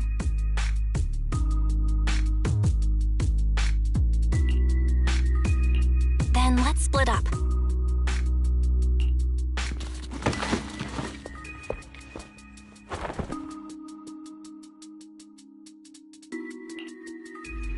Esteemed guests, is the catering at the Ravenlock family banquet not to your satisfaction? So much so that these two distinguished guests felt the need to come to my humble office to scavenge for food. Don't want to come out? Well, after all, you don't have long left. Burton, that greedy idiot, fell for the mayor's trap. But I never expected that he would bring you into my territory. I suppose I should thank him. Otherwise, I would have had to go to great lengths to eliminate you.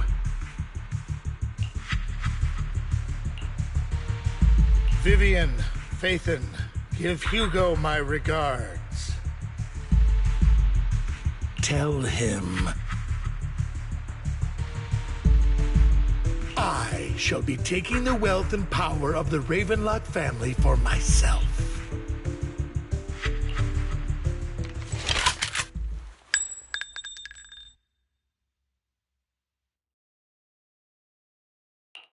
The bullet! How?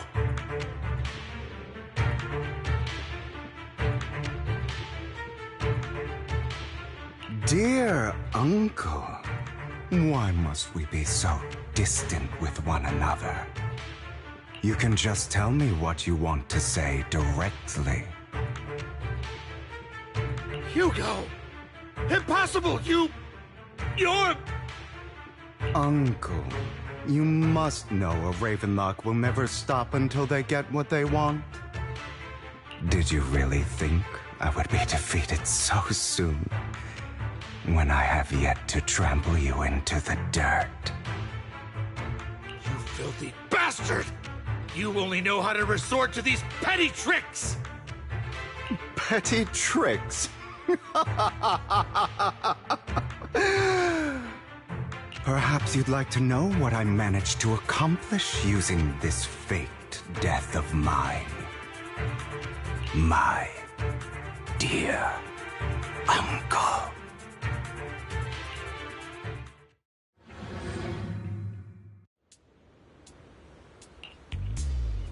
Faking my own death. Hope it's all worth the theatrics in the end. It was just to keep Hartman off my back, but maybe I went a little overboard. The manager must be pretty shaken up. I should apologize at some point.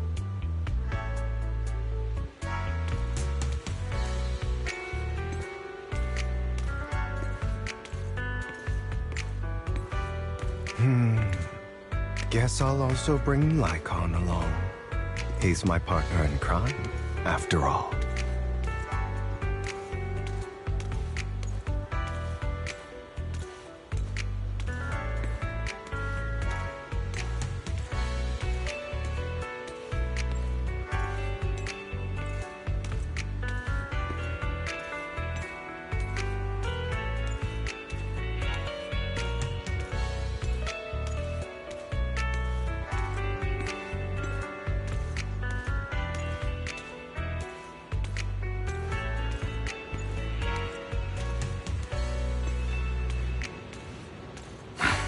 You're late.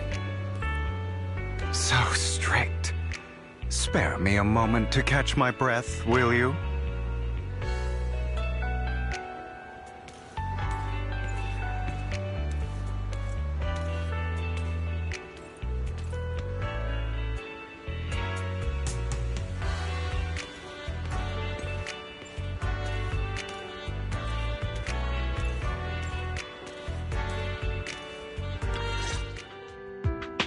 Taking longer to rest than I expected.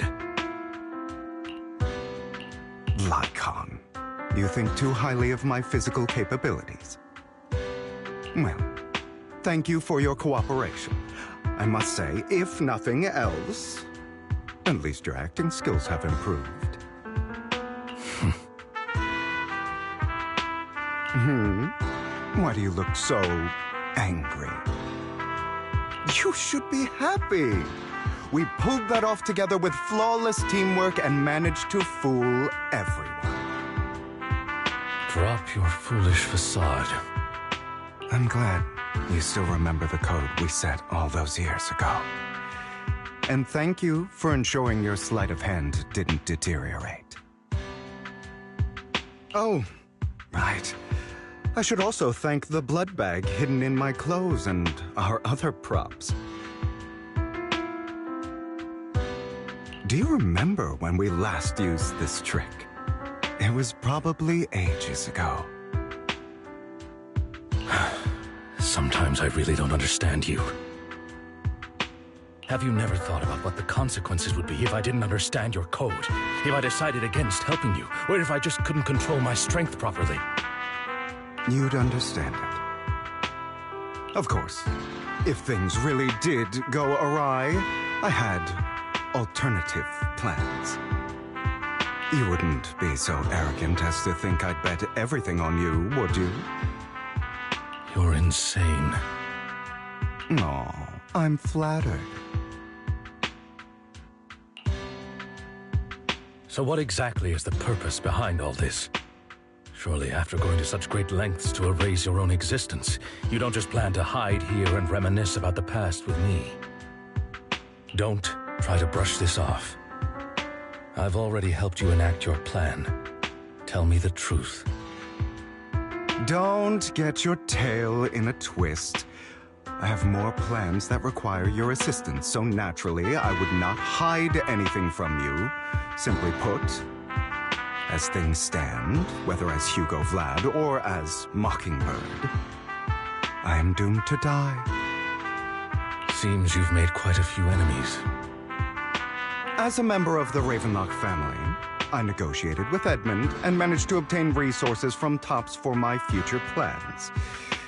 I also confirmed what attitude they held toward your master, the Mayflower family.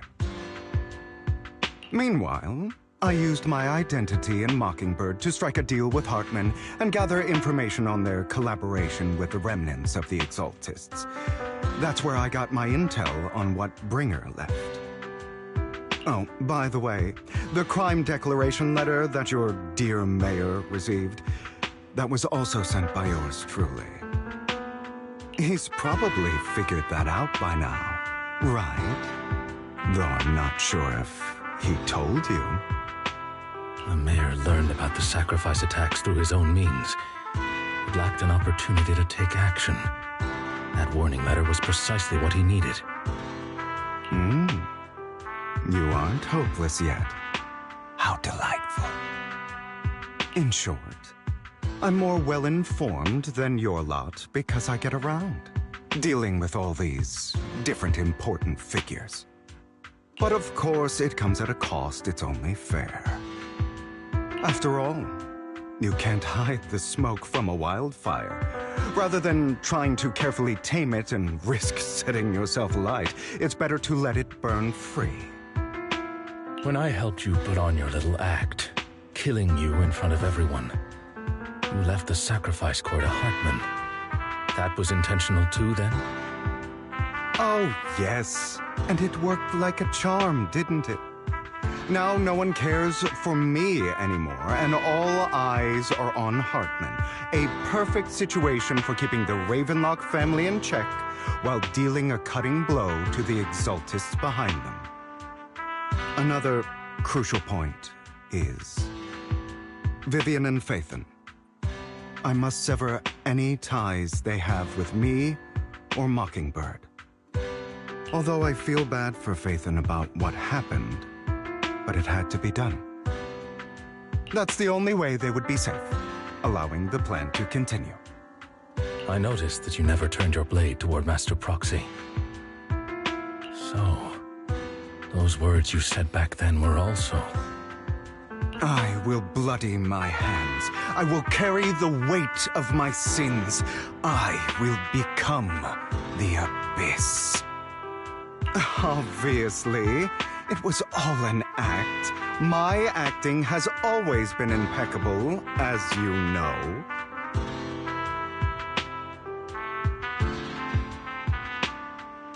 Hugo, you're taking such a tremendous risk. Why? Would you believe me if I said it's for justice? But unfortunately, it's not. I want revenge on the Ravenlock family. And I will make sure that despicable excuse for a human being, Hartman, suffers a slow, torturous end. Of course. I also promised Vivian that I would help her investigate the whole thing with the Exaltists. That's all.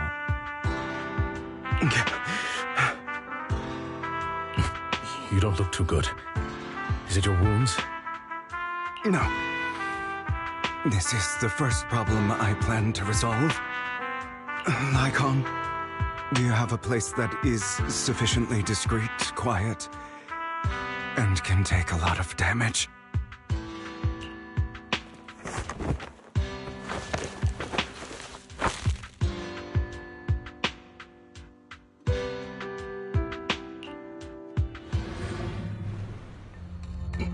What exactly are you doing? Don't look at me like that. If I didn't have to do this, I wouldn't. Hartman recently obtained a bizarre substance, most likely from those crazy Exaltists. After use, it allows control of the victim's mind. To some extent. You were dosed with it? To be more precise, Lycon, I deliberately allowed Hartman to put this drug in my cup to facilitate our previous collaboration.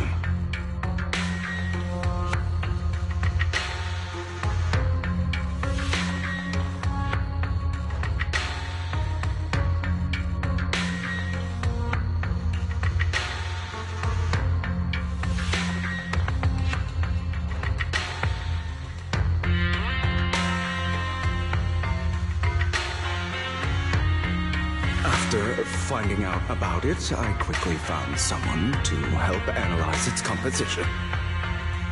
The good news is he gave me a very low dosage, perhaps because he was afraid I might notice. There's a different medication that can delay its onset, preventing me from actually being under his control. I simply need to put on a show in front of my dear uncle. The bad news is that currently there is no antidote.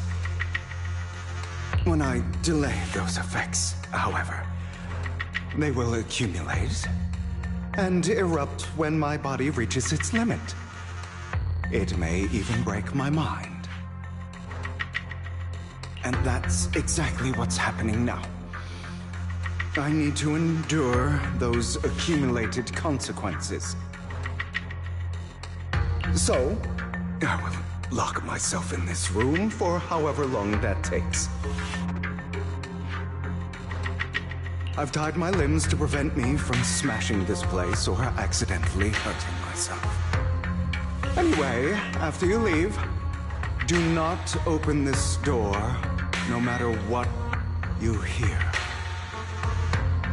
I recommend seeking professional medical assistance. This is advice I received from a doctor. Or are you saying you don't believe I can make it?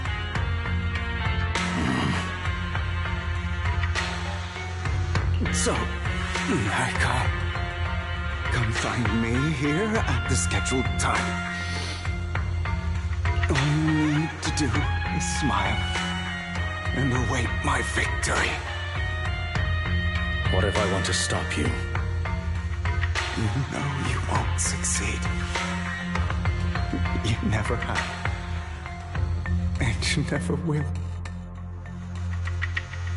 Well, time is short. Let's begin. I understand. Don't die, you stupid bastard.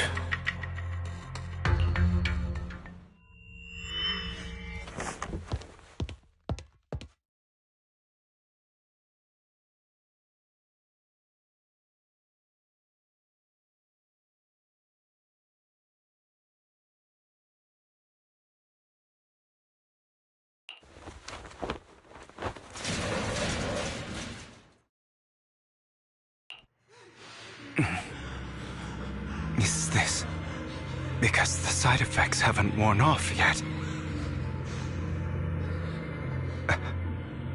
Lycon's late.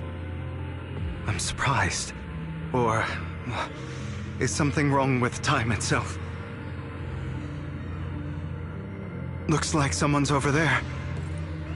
Might as well go ask.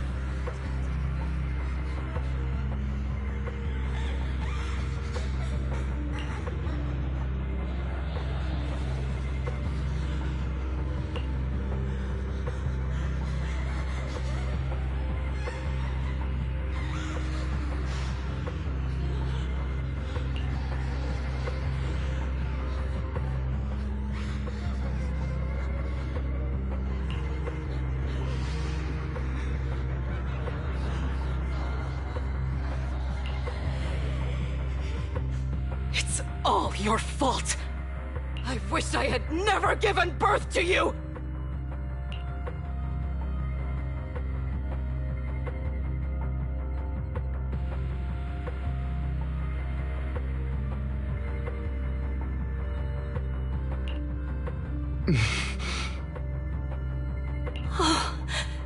Everything will get better if you just die, right? If you die, he'll come back. We'll have another, more perfect child. One who will inherit the Ravenlock family bloodline. Then, I'll be able to escape this pain. So, Hugo, for the sake of Mommy's happiness, just die, okay?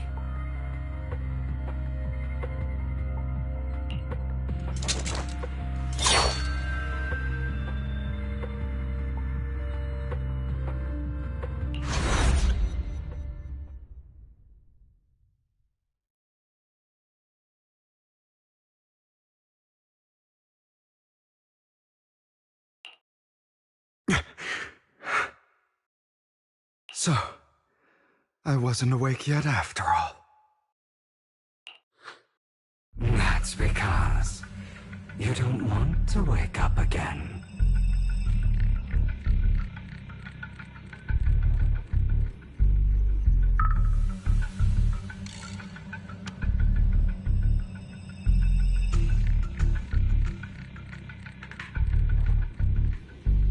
Who are you?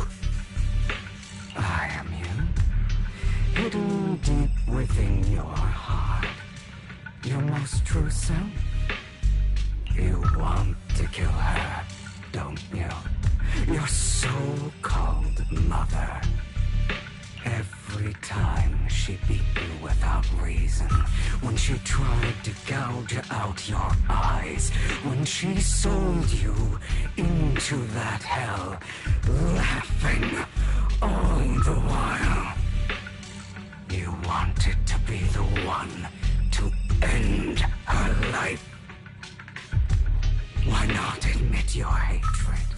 As you are, you can hunt her down and make her pay for the living hell of a childhood she made you suffer. Yes, I hate her. I hate her because she was foolish and shallow, greedy and stupid. I hate her because she doesn't deserve to be a mother.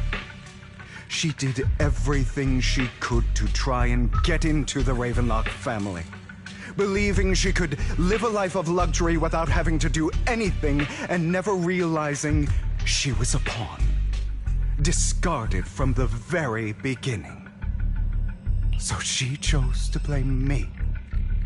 Blame me for my heterochromia. Blame me for my very existence.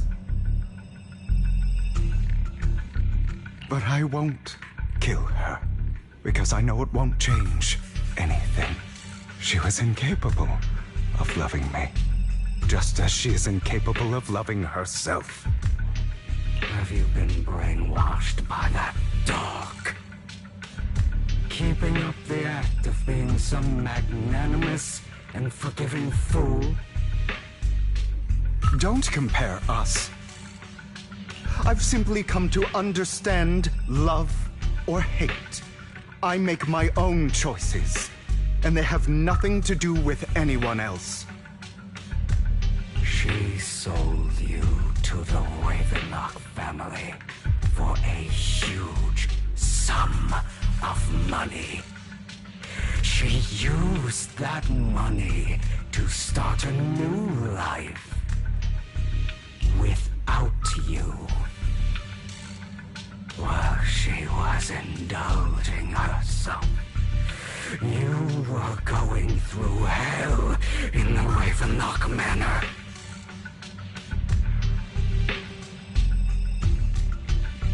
Does it not torment you? Do you not feel the hatred? Do you not want to demand answers? Kill her. Only by killing her can you be truly free. For a long time, I thought the same way. But now, well, I want to make a different choice. Stop lying to yourself. You never had a choice. This weak-minded thinking will only lead you to failure. Like before, you'll be nothing but a worm, trampled into the dirt by those so-called elites. Do you still not get it? This is how the world is, and always has been. Hesitate and you'll be the victim. If you don't grab your knife first, you'll end up being on the other end of the blade. If you want to change anything, you must first become the one who makes the rules. Just like that woman. The only reason she could treat us that way was because we were weak. So listen to me. Find that woman, kill her, and prove to this world your strength. It's what she deserves. Why forgive them? They don't deserve it. I'm not forgiving them. Or rather, I don't care about them. They don't even matter, at least not yet. You know, perhaps the person I hate the most, the one I truly cannot forgive, has never been someone else. But rather my weak, powerless past self who could do nothing but hide inside a closet and cry. I hate myself for having neither the strength nor the courage to resist. I hate myself for begging for so-called familial love, even after being treated so terribly. I hate that despite the pain of my wounds, I still hope to receive the carrot and not the stick.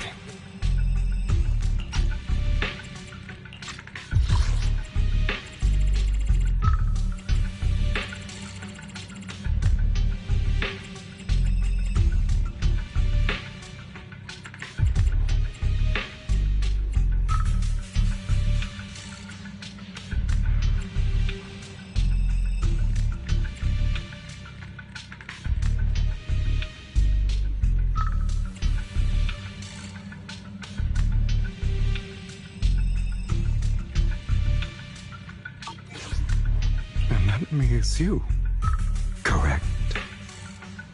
So, I forgive you. I forgive myself.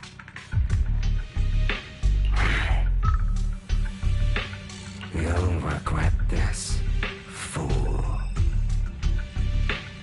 Your pretty words mean nothing. You will ultimately return here to me.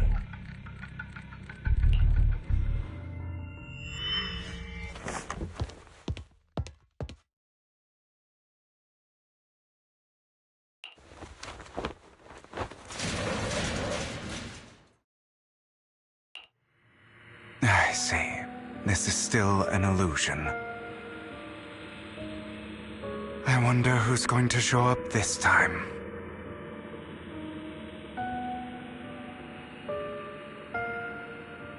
Brother! Hugo, let's play hide and seek! I'm already hiding! You'll find me, right? Like you always do! Serena.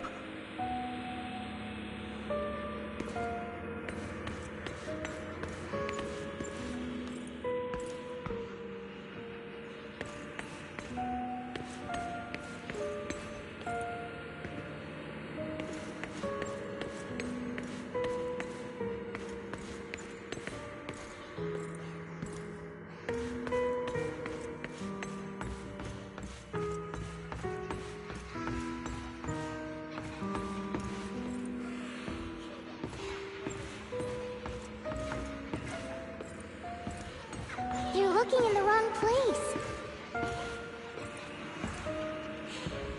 I found an even better hiding spot this time. Harder to find than any place you showed me.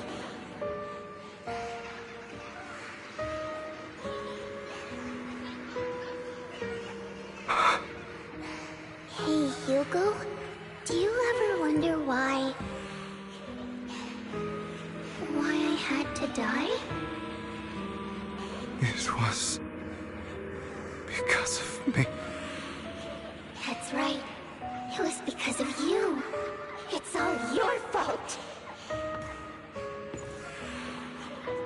If only you didn't exist, I wouldn't have had to suffer.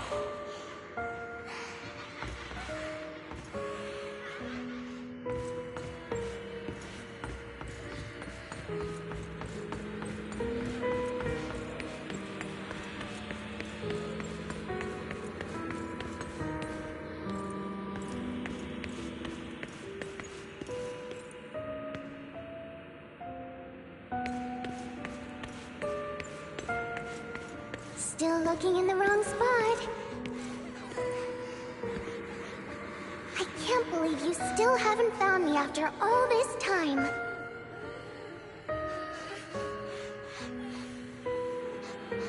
Have you forgotten about me?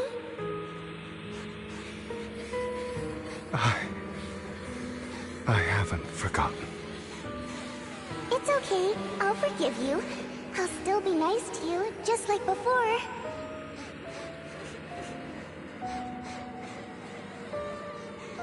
I was the only one who was ever nice to you, wasn't I?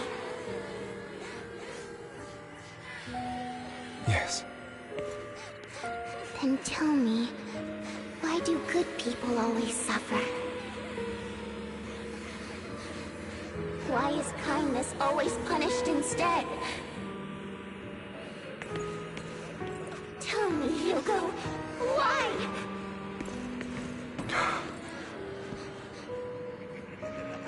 Hugo, are you lost? Go back the way you came. I left you a surprise there.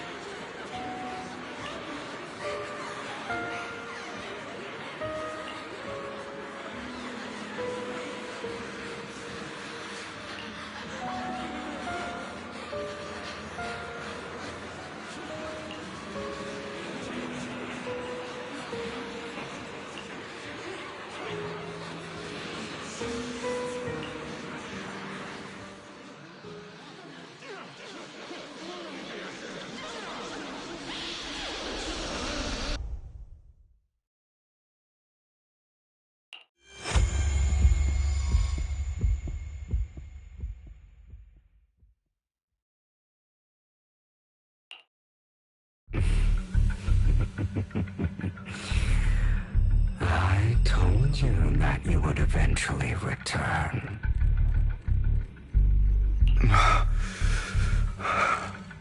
We meet again, my friend. I told you, I am you. The side of you that you've always tried to deny existed. Of course. I know. This time it's about Serena. Right? Yes. Your half-sister. And the only child in the Ravenlock family who was kind to you. Unfortunately, it was her kindness that led to her untimely death.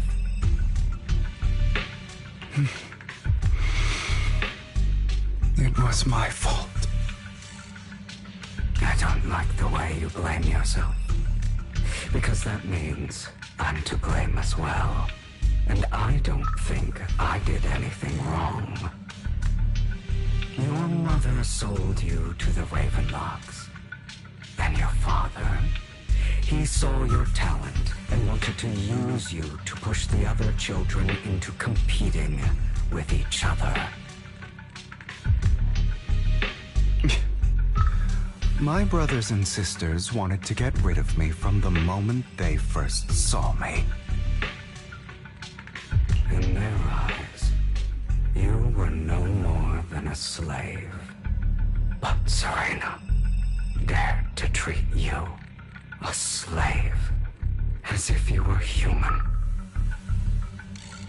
And so, she was fated to die.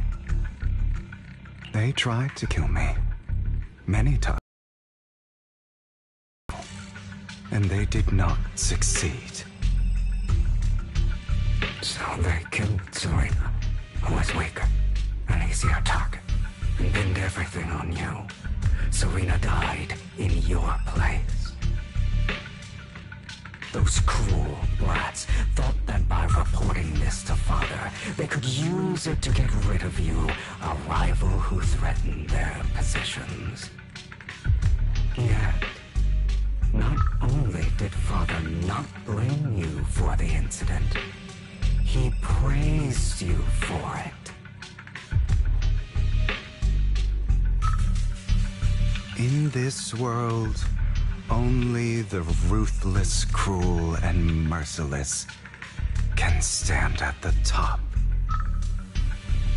And that's exactly what you managed to live up to, no?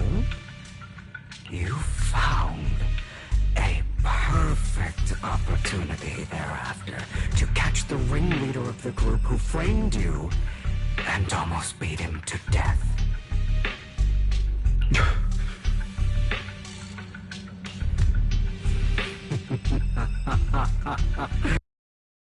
Oh, you should have seen the expression on your face back then.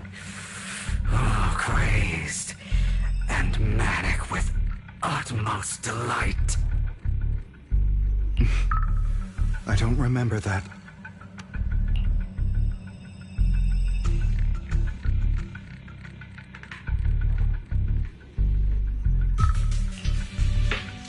Here you go again, trying to deny your desires. Deep down inside, you've always wondered, asking yourself why these evil people never got the punishment they deserved. Why the world is so unfair. Don't you want to rip them to shreds?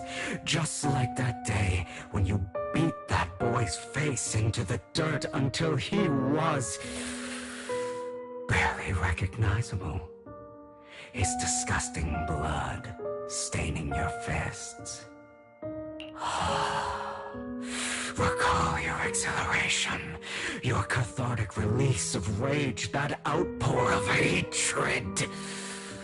That victory belongs to you. You deserve it. Those brothers and sisters of mine are all dead. I cannot take revenge against the long deceased. They died by Hartman's hand, dying in the power struggle to become the Ravenlock family's heir, rather than by our scythe. Boring.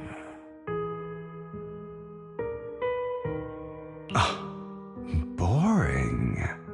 I find it hilariously ironic. Children who would murder their own kin for scraps of power dead at the hand of their uncle who followed their example. Is that not karma? Power struggles pitting kin against each other, betrayal, suspicion, and hatred between people of the same blood. It's like a curse written into the Ravenlock family's genes. Laughably stupid. Don't forget, my dear, that the same blood flows through your veins.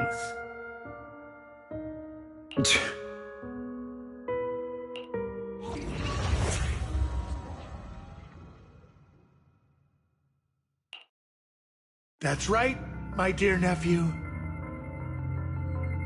No matter how much you deny it, the blood of the Ravenlock family flows through your veins. Survival of the fittest. Only the strongest deserve to live. Only the strongest deserve to rule. This is the path of success that has led the Ravenlock family to victory countless times. A blessing and a curse etched into your flesh and blood. As long as you live, you'll never escape the mark of family. You are destined to one day become someone like me, like your father.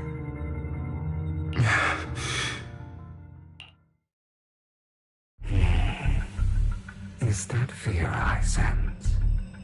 I can see you trembling. Why does the Ravenlock bloodline terrify you so? I won't become like my father. Never. You won't become a failure like him. So relax. Our power eclipses him, and so does our ambition. So, do not deny your own desires. Do not resist your own ambition. This is the talent you were born with. The best gift fate has ever given you. Admit it. Deep within your heart lies a spark, yearning to ignite a raging inferno that will burn everything down. And I am that spark.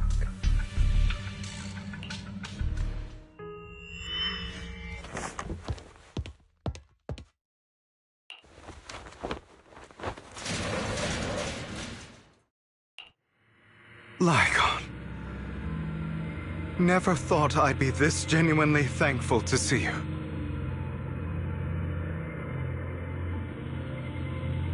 Seeing you means this never-ending nightmare is finally over, right?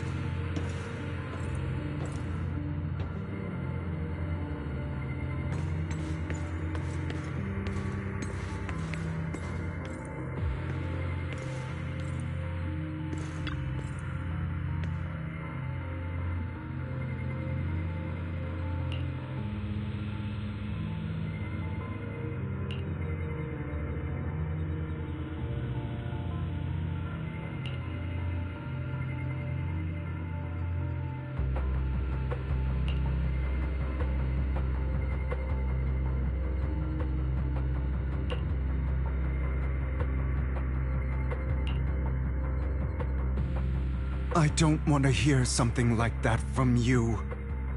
You have no idea what that man, my father, is really like. A person who stops at nothing for their own interests and ambitions. Just like what you're doing right now. And what do you think I'm doing this for?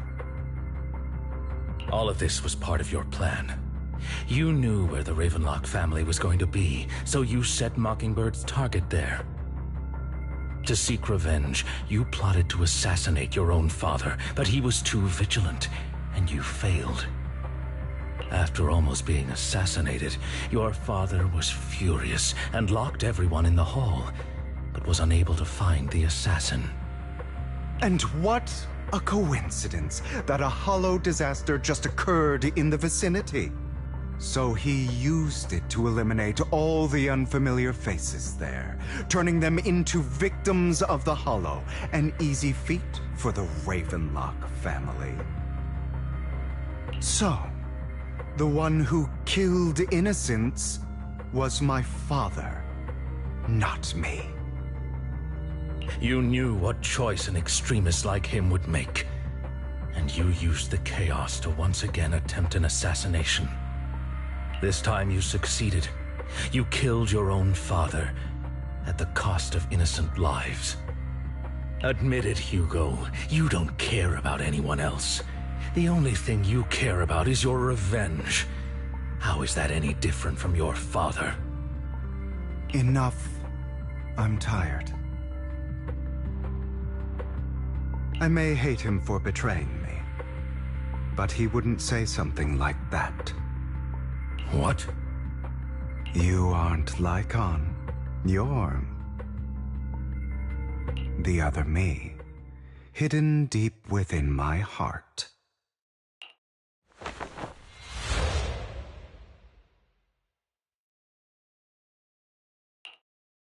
I've been waiting for you, my dear. It seems you've already grown accustomed to this place, even turning the tables on me. Just as you said, you are me, and I am you. There's no such thing as having an advantage over oneself. We are ultimately one and the same, forever inseparable. Then you should know what I want to say. When you and Lycon split, you didn't even try to clear up the misunderstanding, didn't deny or argue against what he said. Because you realized that deep down, he was right about you. You just hadn't acted on it yet. Some people live only to bring more suffering into this world. Sometimes, murder is what brings justice back into this world. For that, I must stain these hands in blood. That's right. Just like what you said before you faked your death. Were those words really just an act? To slay the dragon, you must first become one, with sharp claws, wending fangs, and strength enough to destroy anything. You know the truth better than anyone. If you hadn't hesitated, and instead seized the first opportunity to kill your father, none of what followed would have happened. Innocent civilians wouldn't have died. Your partner wouldn't have lost an eye and both legs trying to save people. And Mockingbird would have never gotten to that point. You can save more people. Save good people. Save more lives than the evil ones you take. I've spent countless hours in regret over that incident. So why not submit to your true nature? You want to be the judge, jury, and executioner of this world. And you can.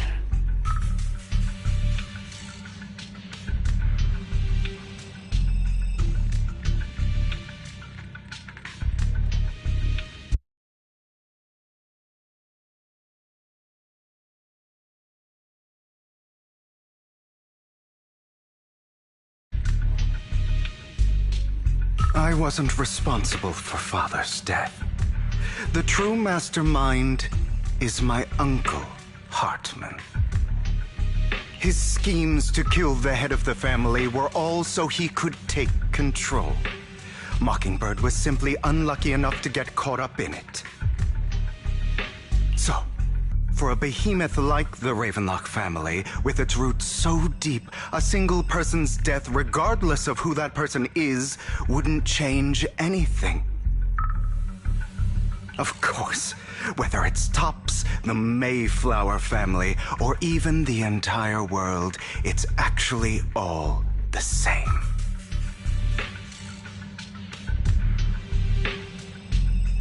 I refuse to be dragged down by pointless hatred any longer. You foolish, stubborn idiot. Do you understand the power of hatred? Have we not come this far precisely because of it? Or are you going to follow Lycon and Jack's twisted logic? Come on. You don't actually trust anyone? Otherwise, why would you hide this whole scheme of faking your death from them?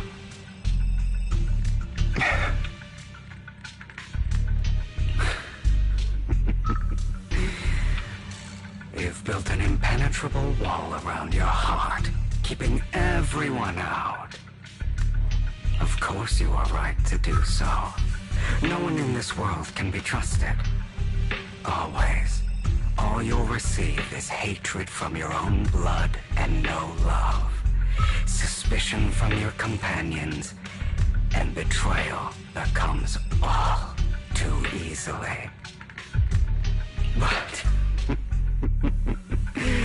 the most ridiculous thing is that you want them to trust you. You stay silent and long for them to notice your suffering. You yearn for your companion's understanding and trust. Idiot.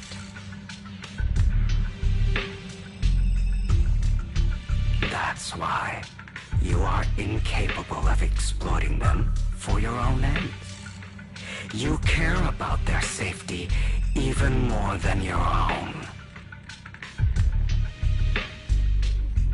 But remember, only the weak need companions. And we are children born from hatred. We are different from them. I will never be like them, and I don't need to be. Come. Let me show you what powers we can wield.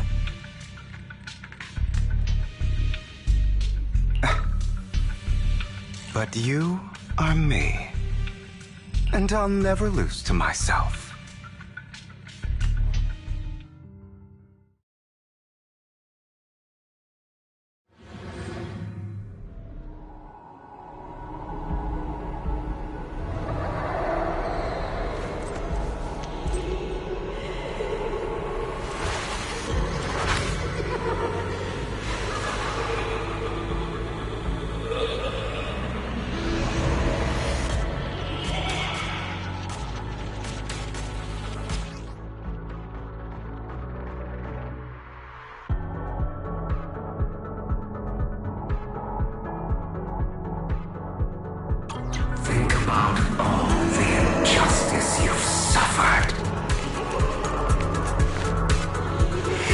Choose to forgive. You're betraying yourself. You know that. Letting you consume me would be the real betrayal to myself. Give up.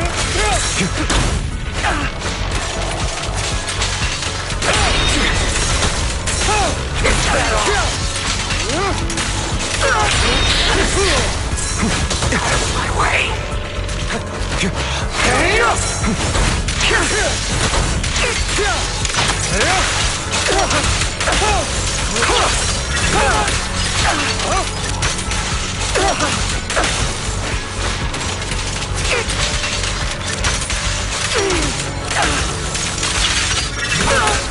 just afraid to admit it.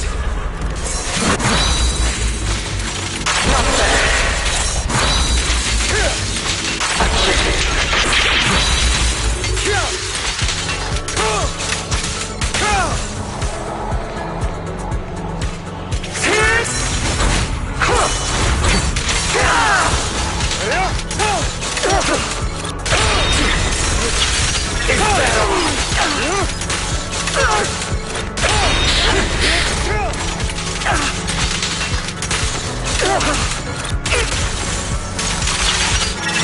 You're too scared to face your true self.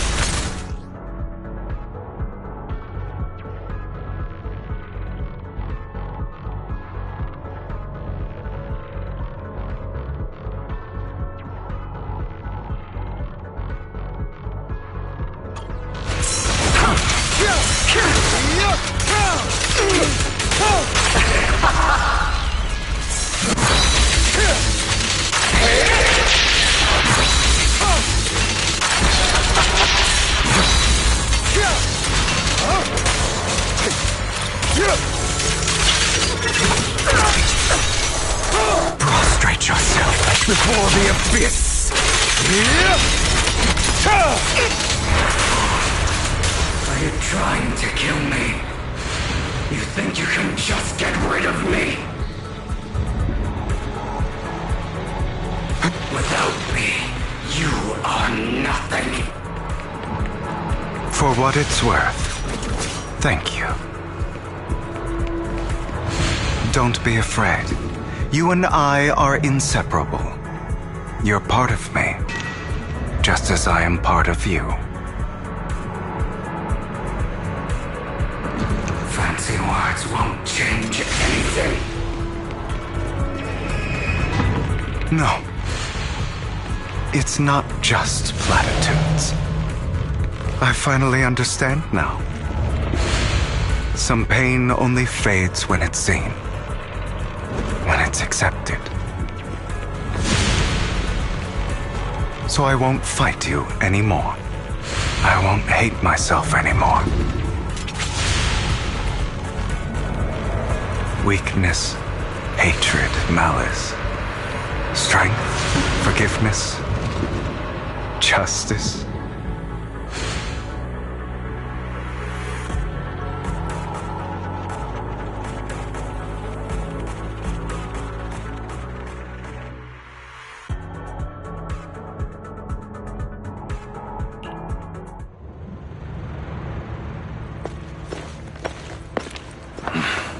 Hugo, it's time.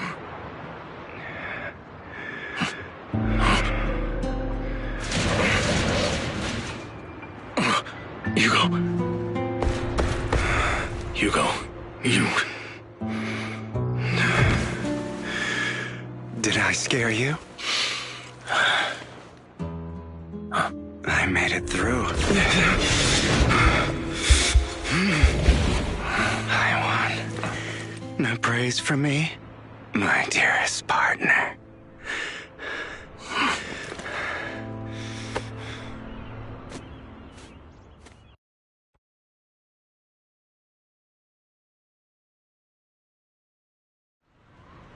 This is just like what I saw in my dream. I guess there are still some lingering side effects.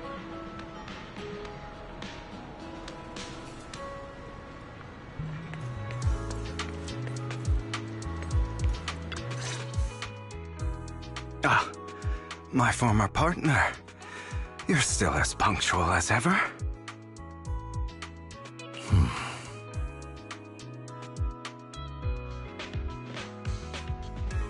Are you sure you're fully recovered? How about we fight? And I'll show you how recovered I am. I refuse to fight someone who is in need of medical attention.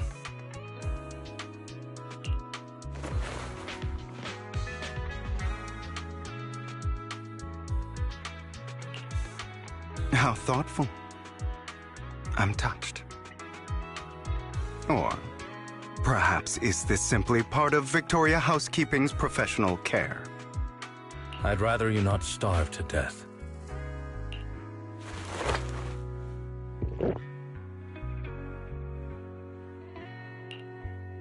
Not to your liking. I'm fairly certain this is the same kind as before. No. I've just gone too long without food.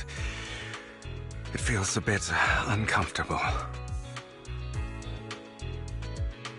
Either way, thank you. Now tell me, what exactly happened in the warehouse?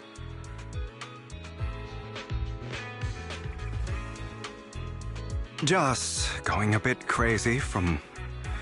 you know what? Were you expecting anything else? But... I did have a very long dream. A dream about many things from the past. If I had to put it into words, it would be like giving myself psychological therapy. You seem like you could benefit from some too. How about it? Want to book a session with me? Trust me, I'm a pro. Seems you really have recovered. Well, of course. I'm feeling pretty great right now. Like I could argue with you all day on every petty detail of who exactly was in the wrong back then. I wanted to ask, what you said about Mockingbird before, when you faked your death, was that part of the act? Oh, you mean the part about how Mockingbird has never really changed anything or saved anyone. I didn't expect you to still be so hung up on this. Interesting. After all, it was you who chose to betray Mockingbird. To betray me. Just as I said before, I never considered Mockingbird a failure.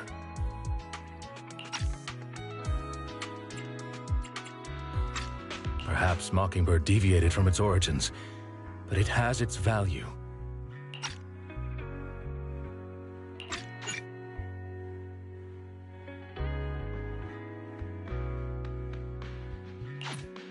You shouldn't reject the things you've done. Or Mockingbird. I have contemplated this before. Yes. Mockingbird has helped some people and has genuinely managed to cause trouble. For those who abuse their positions of power for evil.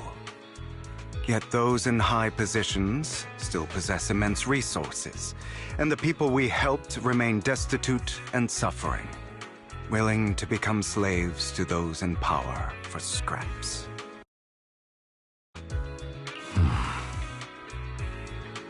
But just as you said, even if what we did was childishly idealistic and flawed, as little as we actually achieved, even the slightest change is by no means meaningless. Nothing holds more value to me than Mockingbird.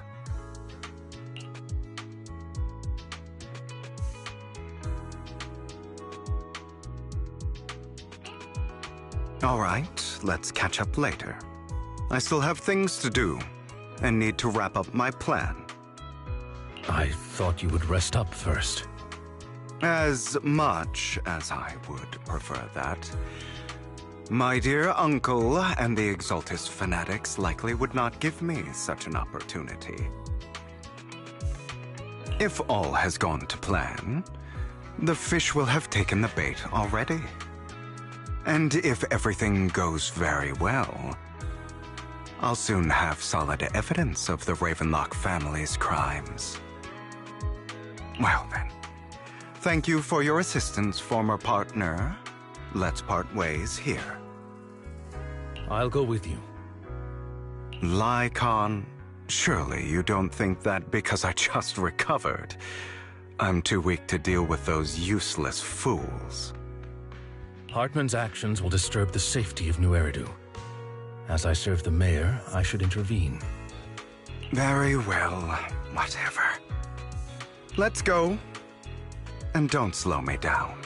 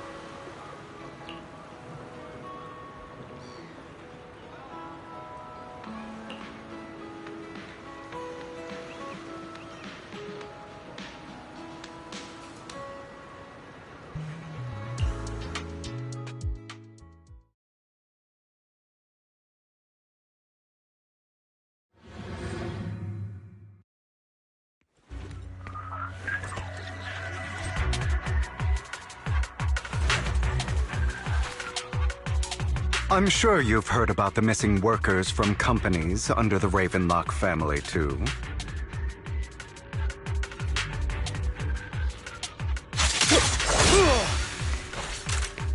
I know where they are.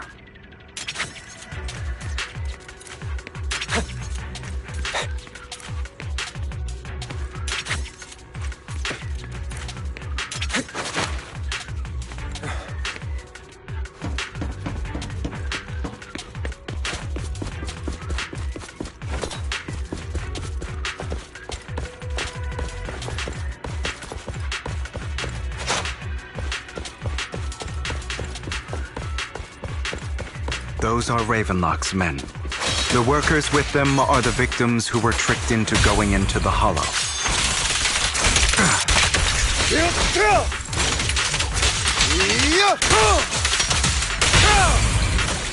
Come on, let's get them out of here.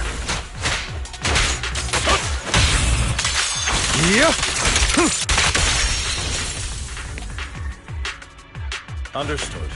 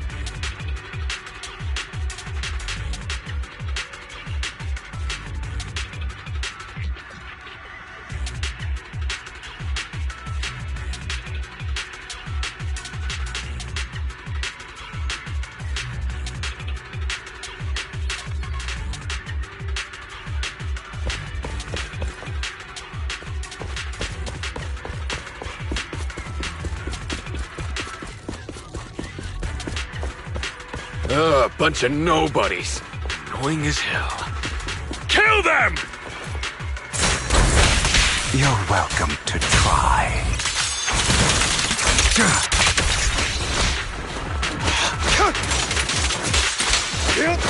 Only for Master Property.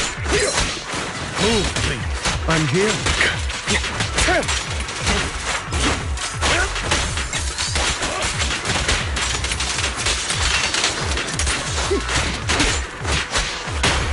Be gone! Yep.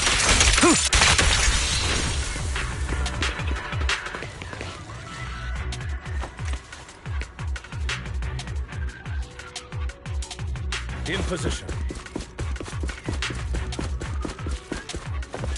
More workers here. And quite a lot of them.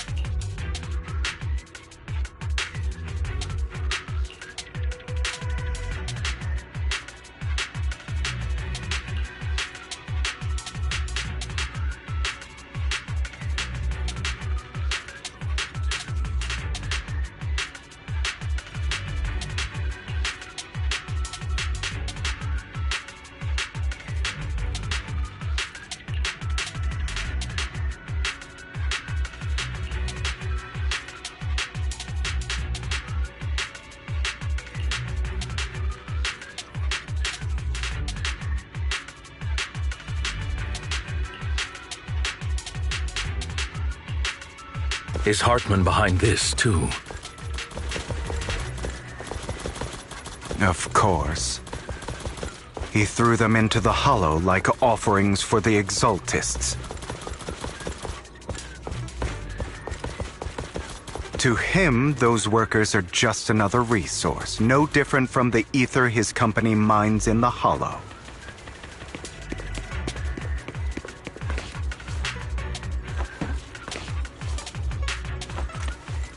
I'm not opposed to working with you.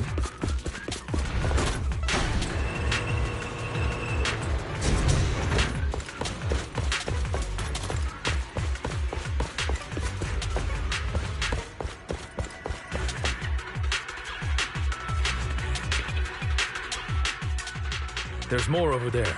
Let's hurry. It's different this time. Don't rush in. Let's listen in on what they're saying first. I still need more direct evidence to ensure the plan is absolutely foolproof. The compensation you promised. It's all real, right? All we have to do is follow you into the Hollow for some simple tasks, and you'll give us a huge sum of dennies. It sounds real suspicious. Shut your trap. You keep yapping and asking questions. If this is all so suspicious, why were you so eager to sign up for it? Because I don't have a choice.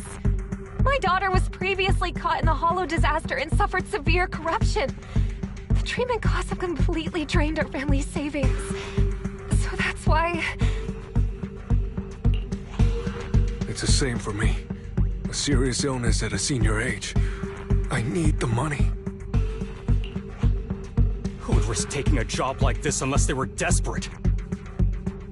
I'll do it. No matter how suspicious. As long as I can get paid, I'll do anything.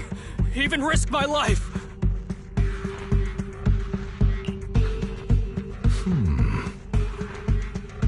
Wait, you people from the Ravenlock family, you're part of a big company in Tops. You wouldn't go back on your word, right?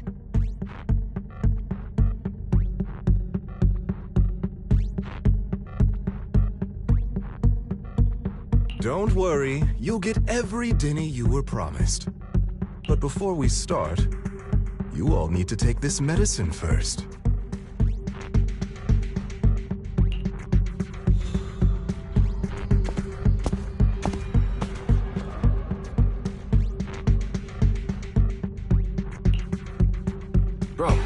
Should we really be doing this already? These workers keep talking. We're wasting time like this. And the sooner they take it, the sooner it'll be over. Consider it an early release for them. What? You didn't say anything about having to take pills before. Look, this is good stuff, all right? It'll increase your ether aptitude. There's tons of people who'd kill for something like this. Exactly! You'll be working in the Hollow for several hours. This is essential medication. You have to take it before we continue. If you refuse, then you can forget about the job. Of course, you won't receive the compensation either.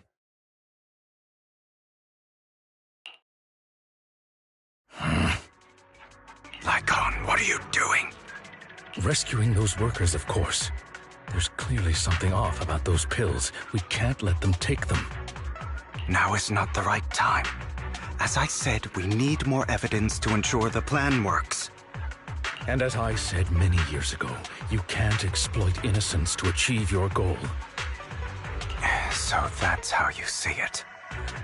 If that's not what you want me to think, then explain everything to me.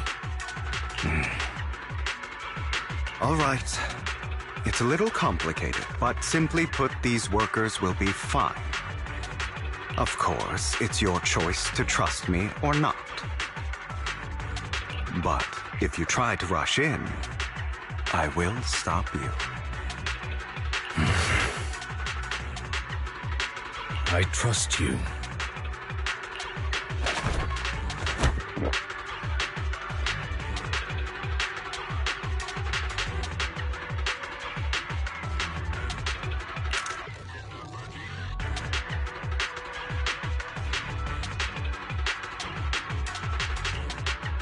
All right.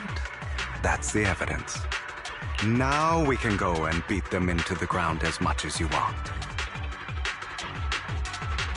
Don't forget, you owe me an explanation. Also, don't overdo it and kill them, even if they're the worst of the Ravenlock family. All right, Your Holiness, Saint Lycon. Who the hell are you? Why don't you take a guess? We're the ones here to stop you.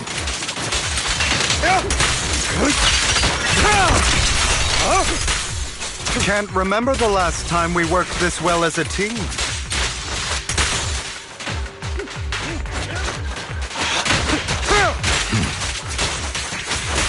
Your legs?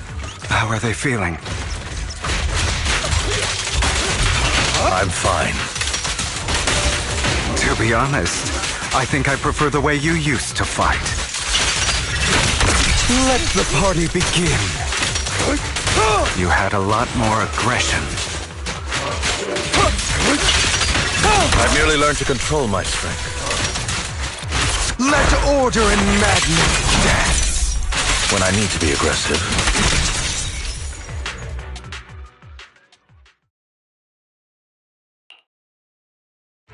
Damn it! Who the hell are you? How dare you mess with the Ravenlock family? Ravenlock. Savor the name while you can, for it will soon cease to exist.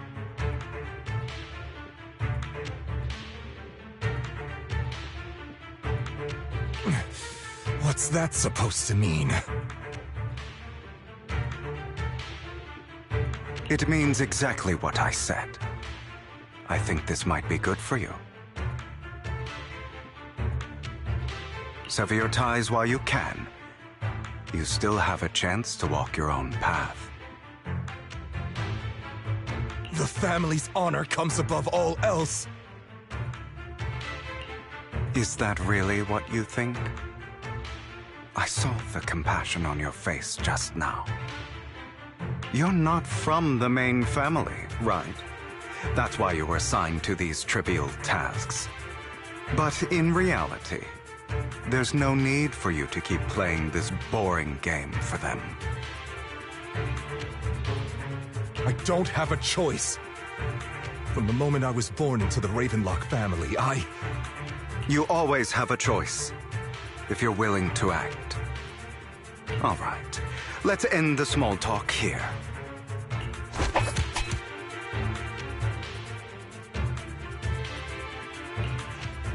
Don't worry, Lycon. I didn't hit them too hard, just enough to keep them quiet.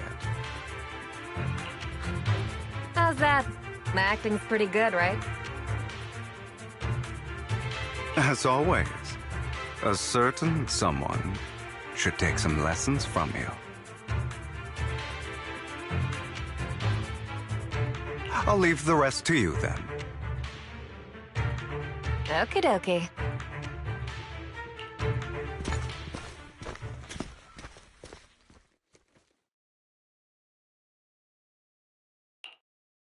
Okay, now can you tell me exactly what's going on here?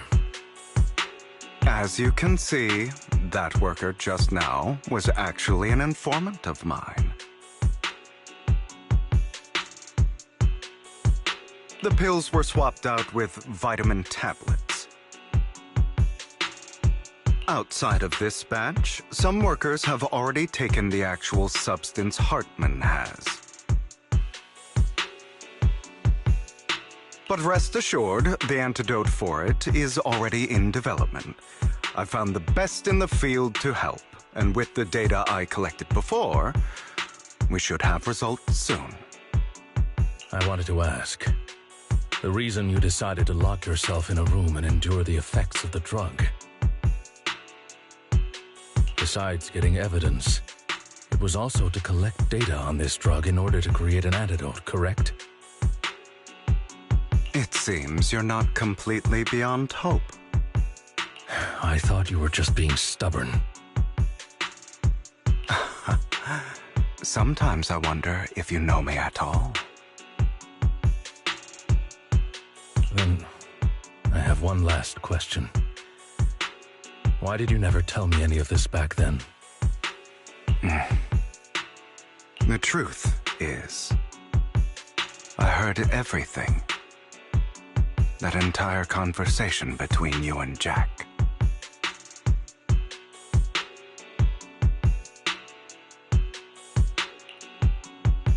Before he passed away in that small attic. When Jack called you aside and gave you those warnings. When he told me you might go down the wrong path? That's right. You've never said anything.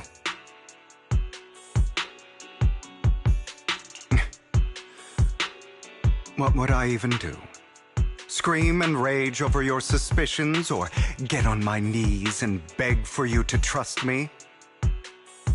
You know there's no way I'd allow myself to do such a thing. Besides, back then, even I was confused about myself.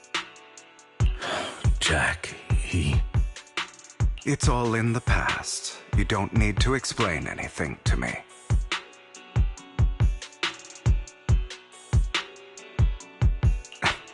Enough. We should get going. If we're going to reminisce over the past, we should find a more suitable location.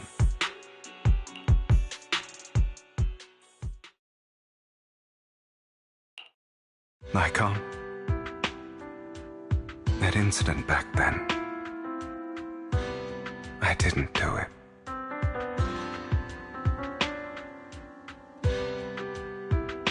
It was a scheme Hartman devised to take over the family. It was Hartman who killed my father, too. I only discovered the truth long after the fact. I did indeed attack my father, and I thought he was dead. But he wasn't. I couldn't kill him.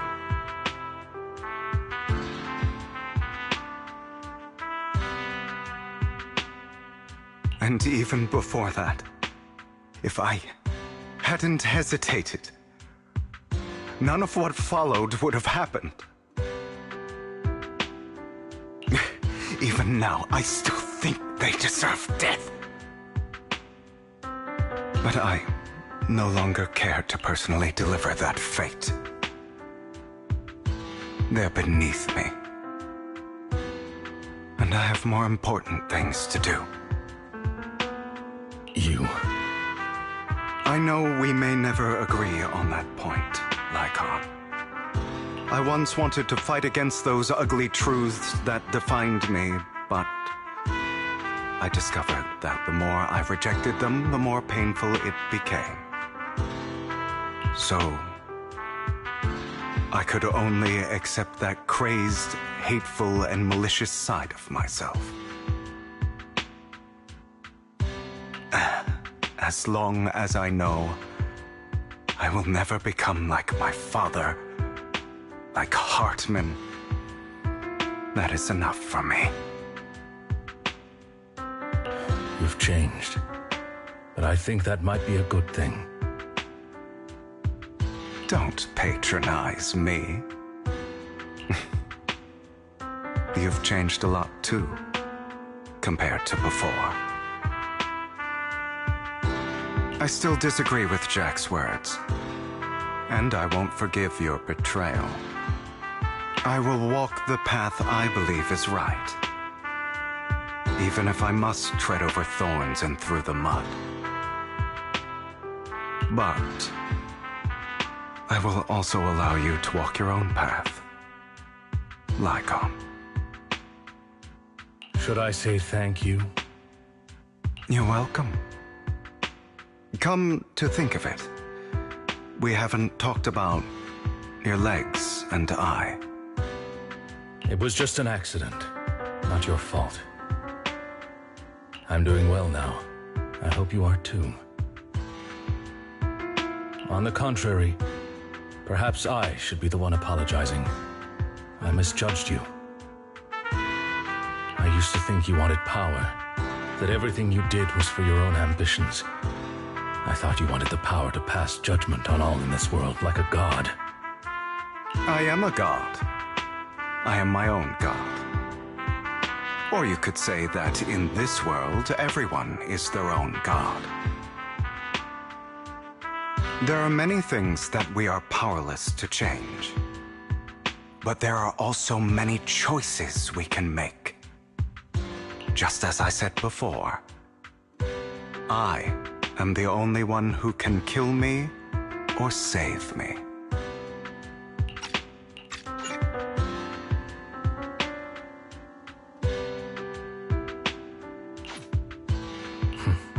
I'm glad you think that way. Let's go. I still have one last thing to do. To witness the end of Ravenlock.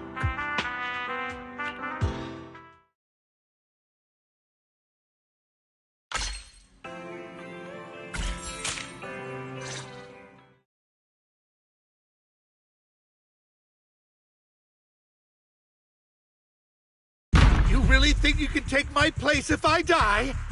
Never, you filthy bastard! Your little tricks mean nothing. As long as the Ravenlock family stands, I can still get back on my feet. You still don't get it, do you? This was never about avenging my father. And I don't care about taking your place. I didn't come this far just to kill you. That'd be pathetic. Right on cue. Why don't you take a look at this, Uncle? On behalf of TOPS, I'd like to clarify that we had no involvement in the Ravenlock family's actions.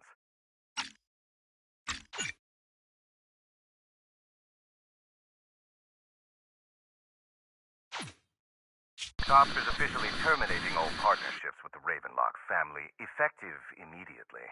We will have no further affiliation with them. Are you crazy? What the hell do you get out of ruining the Ravenlocks? You want to be a petty thief forever? Thief? Oh, Uncle. Allow me to reintroduce myself. I'm the name people whisper about. The one who robs the rich and gives to the poor. I'm the master con artist who can fool anyone, anytime.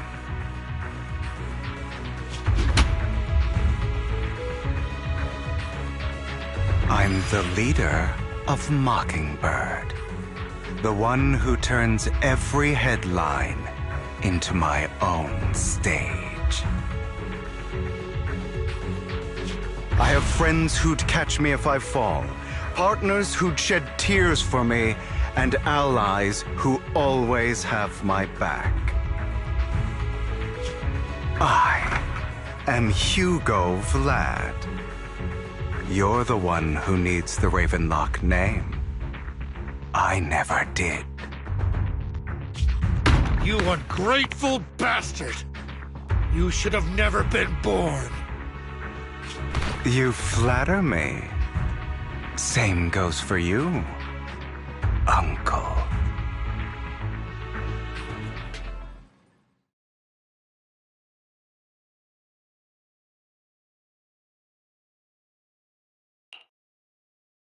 You've done well, Vivian. You had better give me an explanation. And here I thought this would be a touching reunion. What's with all the anger? Hugo, I'm a member of Mockingbird too. And I mourned your death. Listen, Vivian. I don't want you or the people you cherish to get caught up in danger because of me. I've always been selfish. So I don't hesitate to use you all as variables in my plans. But it is because I am selfish that I also don't want my failures to affect my treasured companions.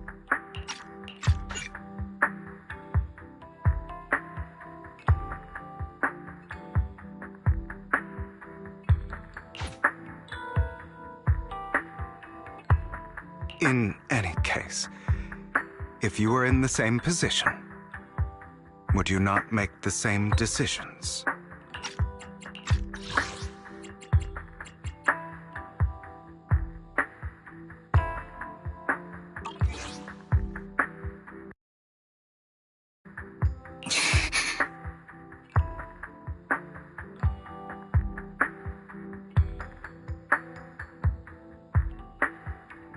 Lycon's taking care of everything outside. We should go. Also, Belle, thank you. And I'm sorry for the whole act where I threatened you. It was the only way for Hartman to drop his guard against you and leave you be. I, Hugo Vlad, am forever indebted to you.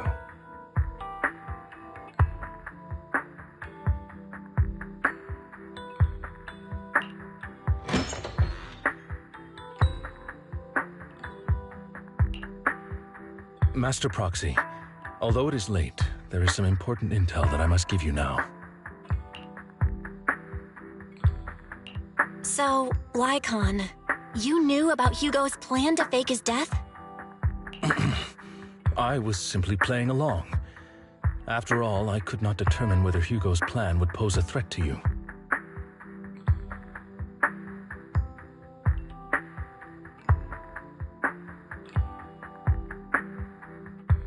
You are a student of the mayor's late friend, and I am obligated to protect you. You still have that habit of finding awkward excuses when you're embarrassed.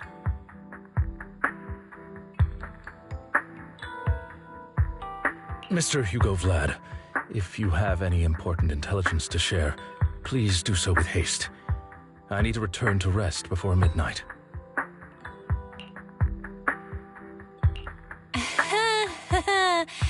You two sure are close. For the sake of a certain old fossil's sleep schedule, I'll keep it brief. I learned from Camille that Dina intends to embed the sacrifice core into the sacrifice. Apparently, it will make the sacrifice much stronger. Sacrifices created this way will not retain their minds and will indiscriminately attack all living beings, including their creator. So the Exaltists don't do this. It would bring them no benefit. But Dina's concoction can control people's minds. If a person takes the pill and is injected with the serum Landon left behind, the sacrifice would be under its creator's control. Although the dormant sacrifice has been destroyed, Dina found a batch of that serum her father created and wants to create new sacrifices.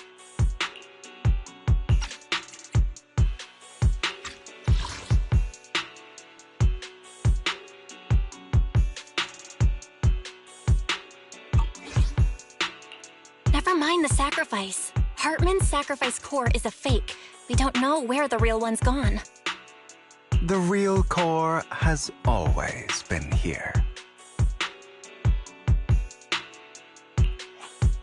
Here? In Lord Phaethon's video store? Vivian, do you remember when I suggested you give that collectible to our dear proxy? I remember. But that was just an ordinary pendant. And I've met the person who submitted it. She has absolutely no connection to the Exaltists. How about our dear proxy take out that pendant so we can take a look?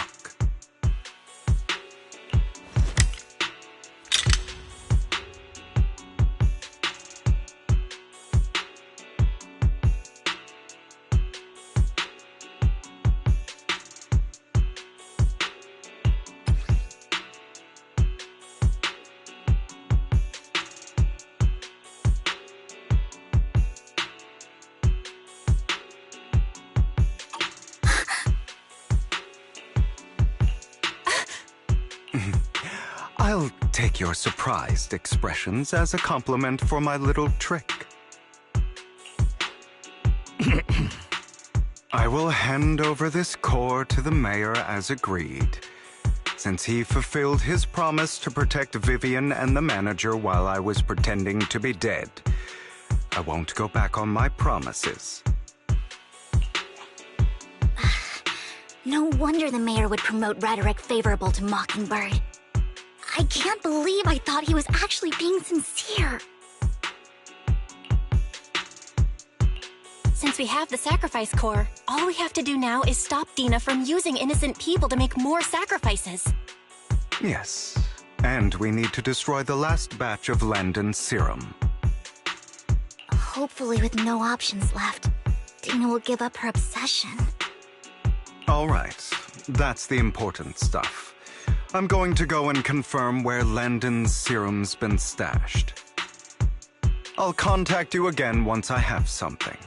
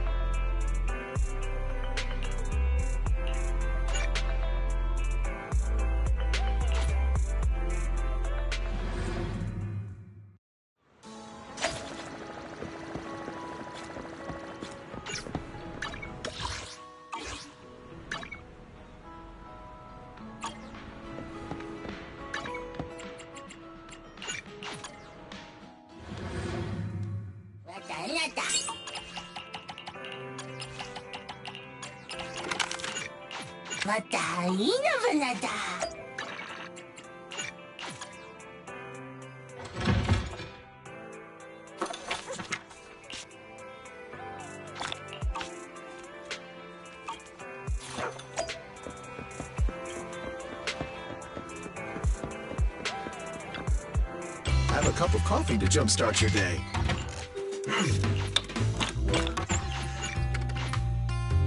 Coffee is not a must, but a calm and relaxed mindset sure is.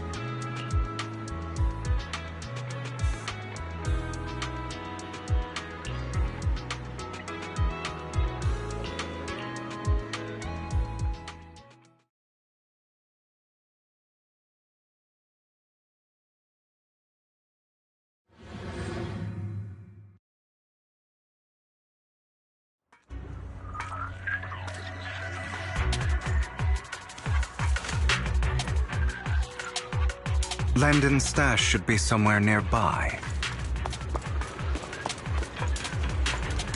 I did some digging. Some of the missing workers were brought here too.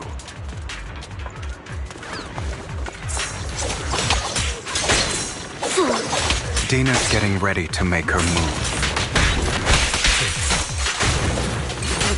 Don't worry, we'll clear them out. Yep.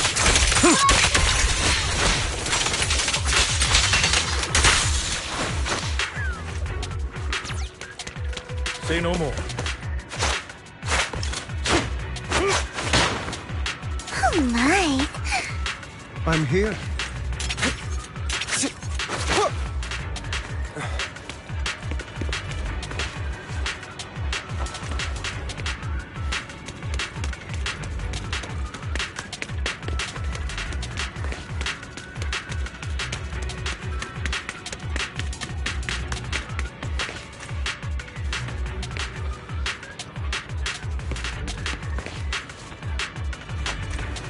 I'm part of Mockingbird too. too.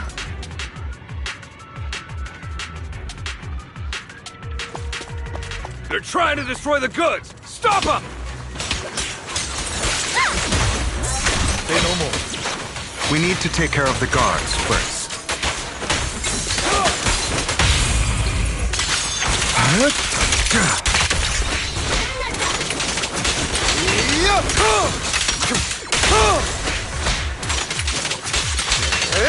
Some of the serum is stored in this warehouse.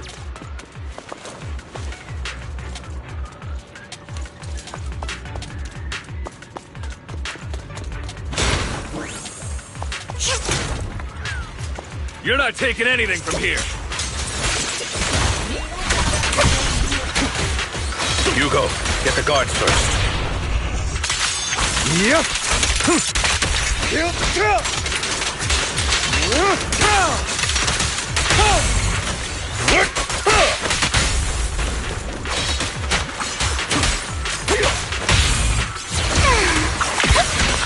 In position. Oh, you just stepped into your own grave!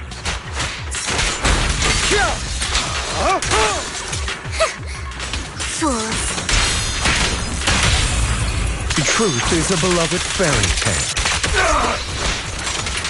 Watch out!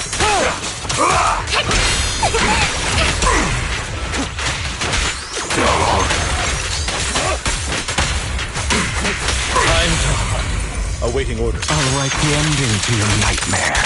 Prepare to kneel before me. Repent! Move it! Smash him!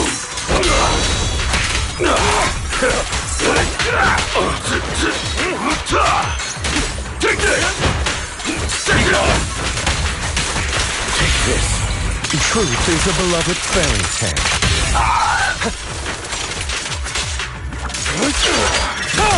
The end is nigh.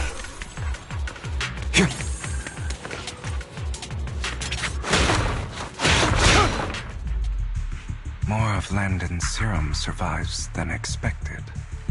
Fortunately, since they're still here, it means Dina hasn't executed the final step of her plan.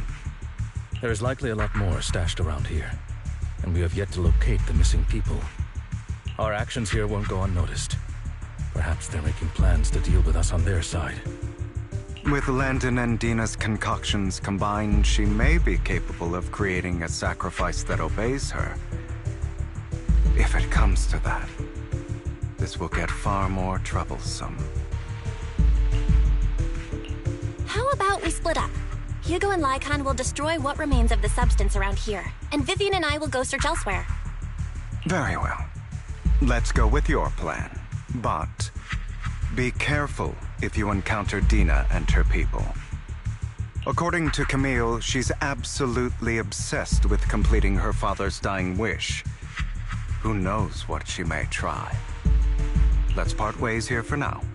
And perhaps the other manager could use Eos to guide us. Sure. I've been feeling better these past few days, so just follow me. It's only now that I realize how fortunate we are to have two Lord Faithins. Although, I feel like our work's doubled. In the past, Belle and I would only ever work on the same route. Greater power means more responsibility. And in any case, I'm sure the mayor would be able to provide double compensation. He's a very generous person, after all. Right, Lycon?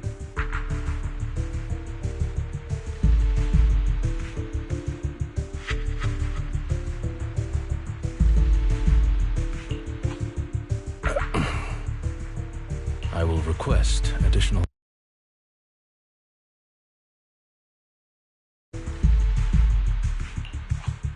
Compensation is just one aspect. It's one thing with Belle being in the Hollow in person, but now with us working on separate routes, I can't help but worry even more for her safety. Oh, but I trust in your abilities. I'm just not quite used to this.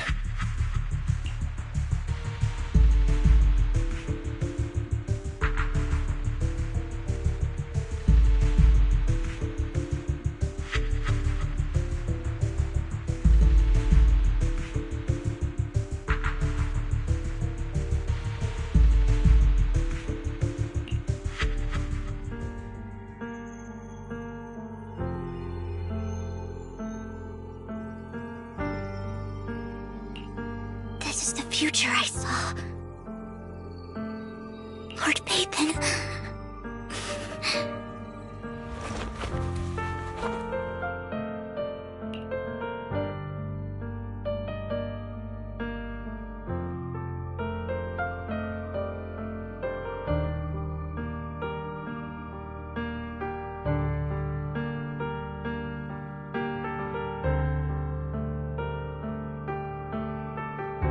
I'm sorry.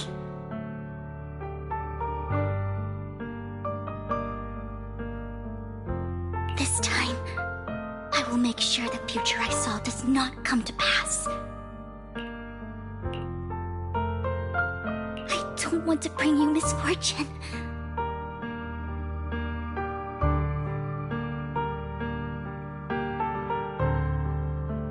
That's all I wish for.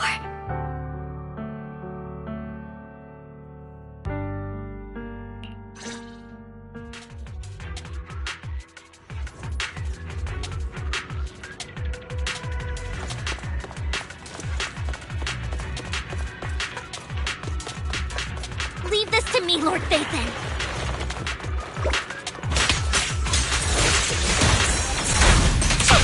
Keep your filthy hands off.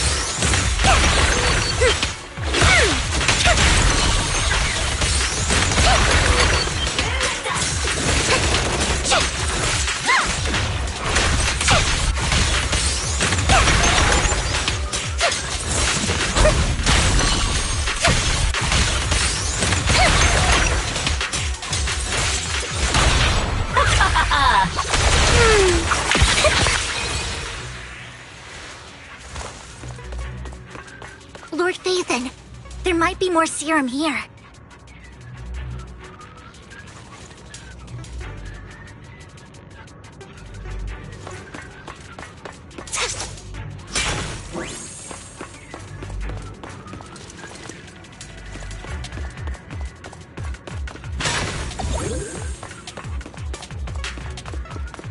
How dare you steal from Lady Dina! No, I'll try to go easy on you. No promise.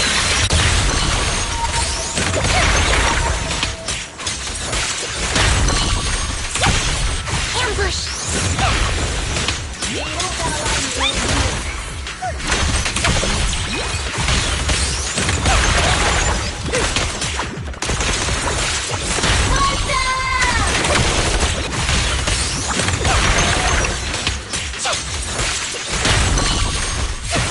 Worms belong in the dirt.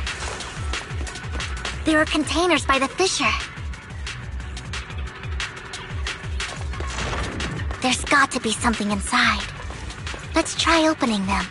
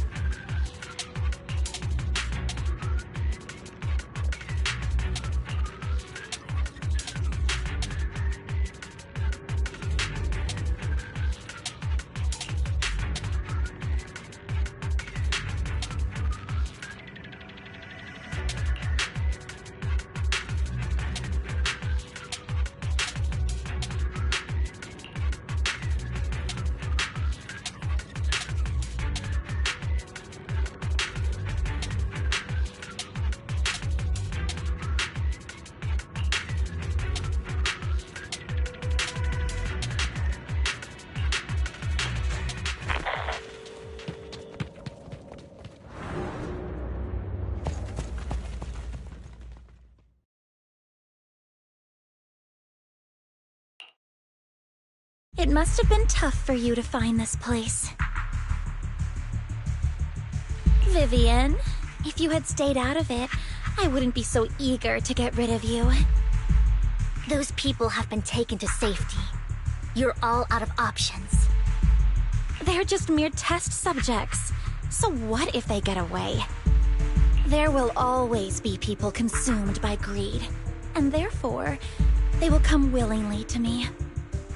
In any case, what are a few sacrifices in comparison to the completion of Father's grand ambition? Dina, you deceived those people. They didn't come willingly to you. You tricked them, just like Landon did back then. Deceived? Father gave hope to those who had everything taken from them by the Hollows. Vivian, you once rejoiced at the hope Father offered you, too.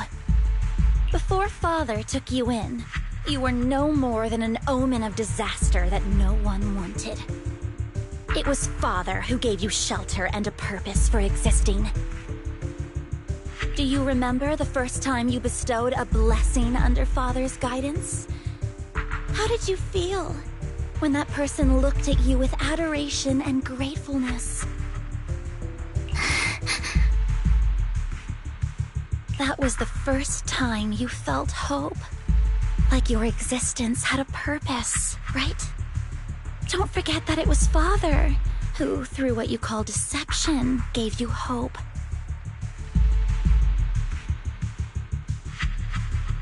And you, what have you done? You basked in Father's attention and everyone's adoration, only to destroy everything. Do you think that by leaving the Exaltists, those people will live better lives? Of course not. Those who suffered under the Hollows will only continue on as walking corpses, without the hope Father gave them. Do you really think you're some sort of savior, Vivian? In the end, you're just an ungrateful brat who brings misfortune to those around her. It was you who destroyed everyone's hope. Not everyone wants to live in false hope, Dina. You say it's because of greed that people willingly become your sacrifices. Perhaps those people aren't entirely virtuous. But that greed is just wanting to live a better life beyond the Hollows. What you and Landon have done was never about giving people hope, but exploiting it. Stop lying to yourself. Deep down, you know what Landon did was cruel.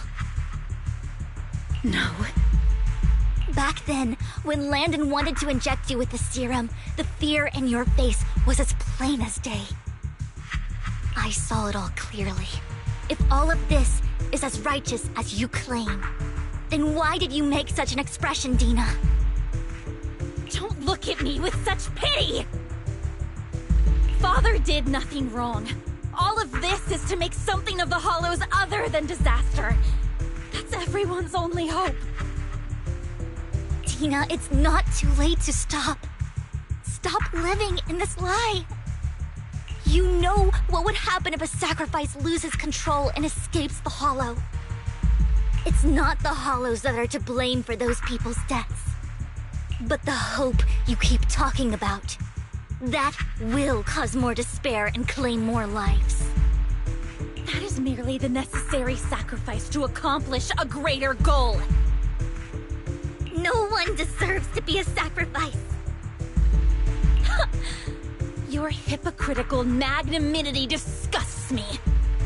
I can always go and get more test subjects if they've escaped. And I will be able to replicate Father's serum with enough time. With you gone, I'll be able to complete Father's gift to the Creator and fulfill his last wish.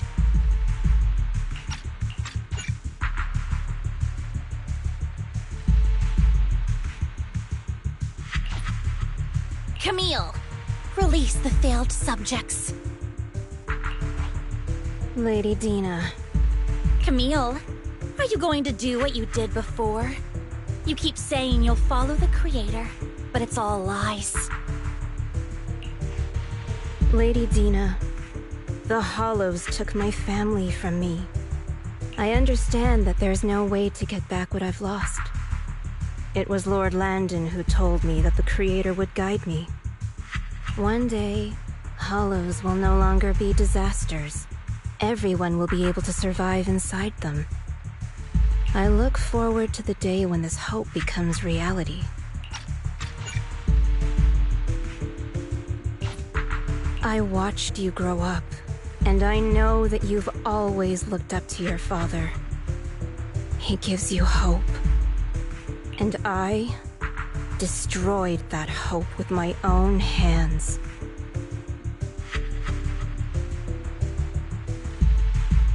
I know the pain of loss, so I've always felt guilty. I want to atone for the hope I destroyed. But Dina, I don't want to ruin more lives, and I don't want to continue watching you destroy yourself. Vivian is right. Not everyone wants to live in false hope. So, please, stop. Camille, are you abandoning me too? I'm not abandoning you. I just don't want to see you go past the point of no return. The point of no return? I passed that point ages ago. No, Dina. You can still turn back. I'll be your way back. Where are you going, Camille? I made a deal with Hugo and the mayor.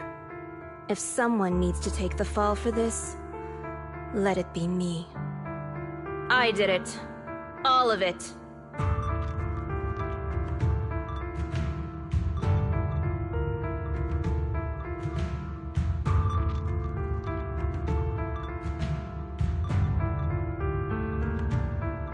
I've been forcing Landon's only daughter, Dina, to research how to create sacrifices. I colluded with the Ravenlock family for my own gain. Everything Dina did was under duress. Since I've kept her captive for so long, she doesn't have the skills to survive as an independent member of society. She'll need a caretaker and teacher. Someone who will look after her and educate her. No! I refuse, Camille! I refuse to accept this! Dina, I'm going to dispose of those failed subjects. I won't allow it! You'll die! I won't allow it! You can't leave me. I command you! You've always followed my orders, and you will follow them now! It wasn't your orders that I've been following. My younger sister, who was stolen from me by the Hollows, also had such beautiful red hair. When Landon told me the Creator could bring me hope, you were standing there, right behind him. I was certain, then and there, that this was the hope the Creator had given me. Start over, Dina. You still have so long, so much time. You'll make friends, find people who love you, and make many beautiful memories. That's not what I want! Camille, you're not allowed to die! I won't allow it! I won't allow it! Goodbye, Dina.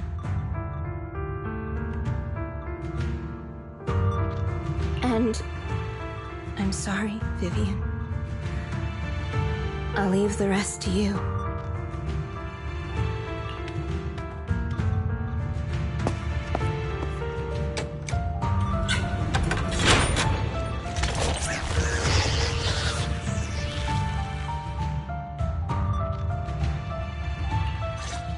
Take out these ethereals first. We can't let Camille's efforts go to waste.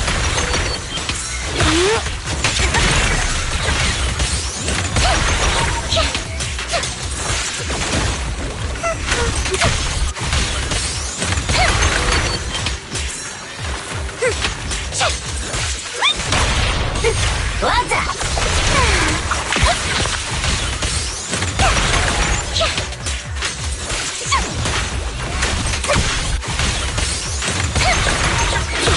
get my tricks dirty.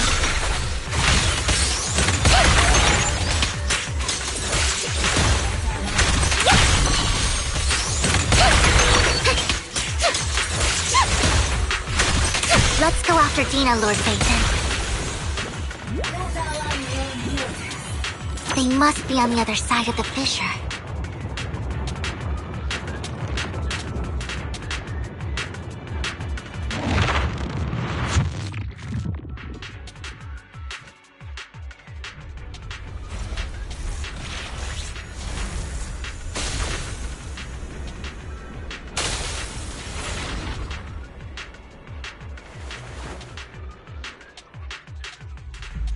Are you satisfied now, Vivian?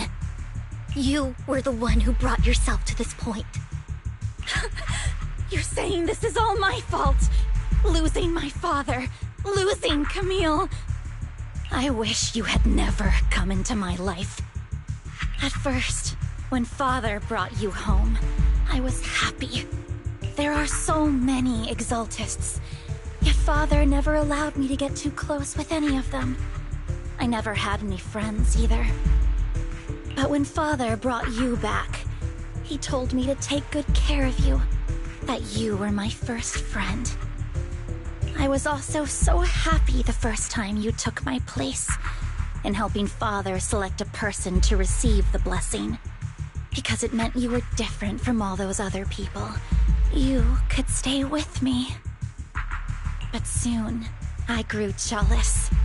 You took the attention that should have belonged to me. You even took Father's love from me. It's only because of my ability that Landon... I know, but... Vivian, jealousy is something you cannot control. Of course, the same goes for fear and hatred. I was terrified that one day you would look at me and shed tears. I knew if that day ever came, Father would not hesitate to force the blessing upon me. And when that day did come, I hated you for causing my father's death. Tina, you knew everything about what happened back then, so why are you still defending Landon?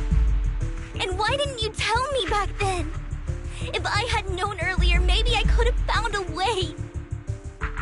Because it's the only thing that makes me more special than you, no? It proves I had Father's trust.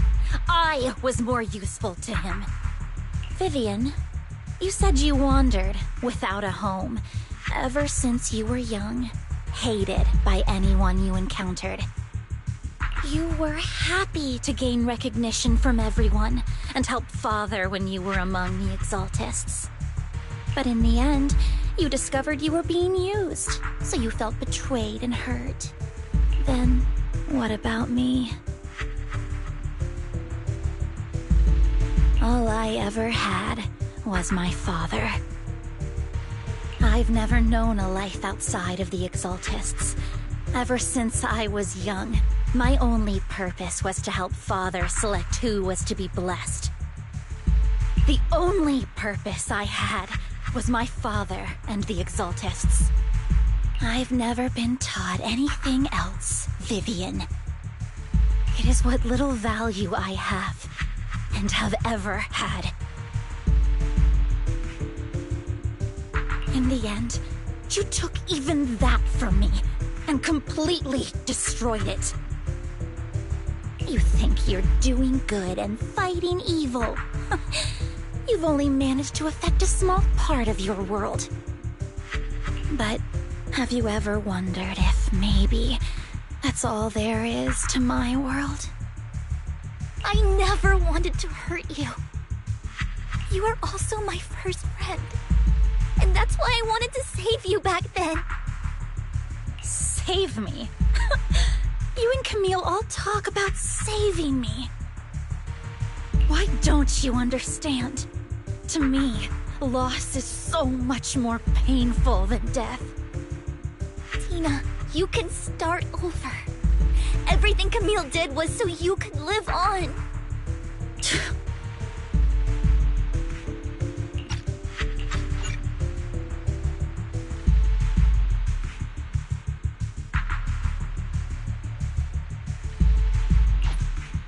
Let's leave the Hollow together.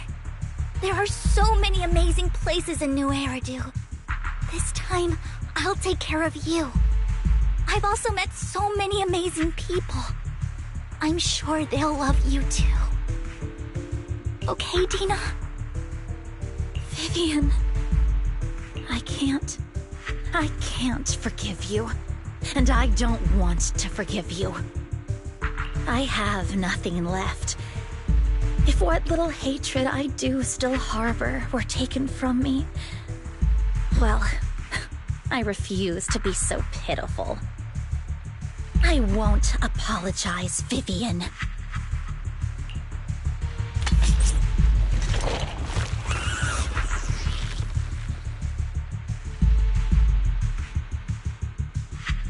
I don't want to hate myself, so I can only hate you for killing my father, and hate Camille for leaving me. That's just the kind of person I am. Hateful and despicable. I refuse to owe anyone anything. I refuse to feel regret. I won't. Vivian, I will keep hating you. I will take all who are precious to you. I will also hate Camille, so I won't do as she wished and start a new life. Vivian, if you had never existed, if I had never, you would be...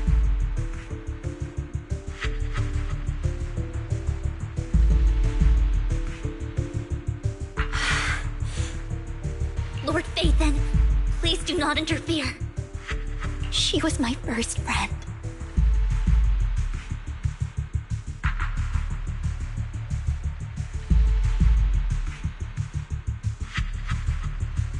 I'm going to bid her farewell.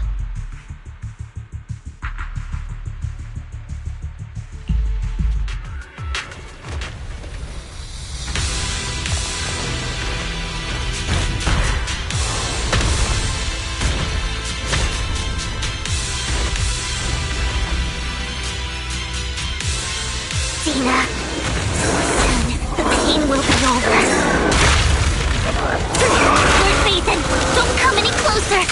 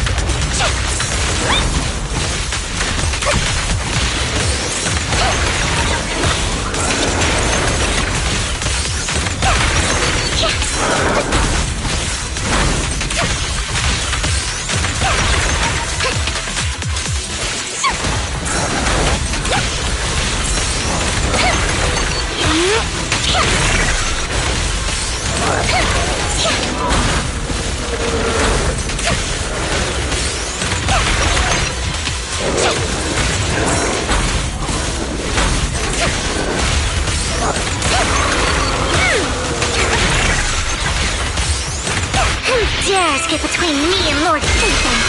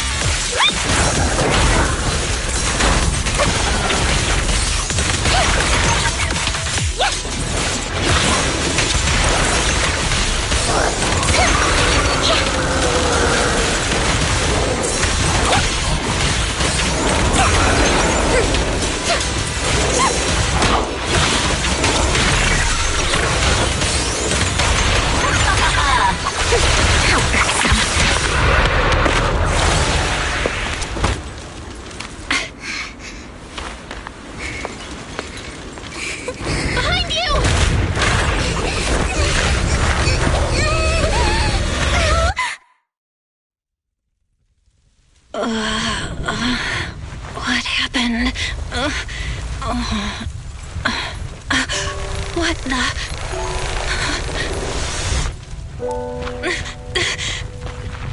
Vivian! Belle, don't come near me.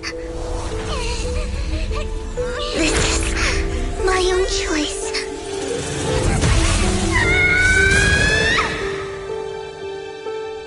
I will change the fate I saw. Vivian! I just want you to remember me when I looked my best. Vivian! Vivian, your body! I'm sorry you had to see me like this, but I don't want to be the one that only brings misfortune anymore. No, please. No. It's so warm, and the night is beautiful.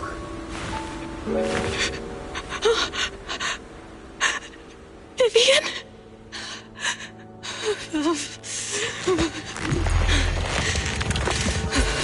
No. It can't end like this!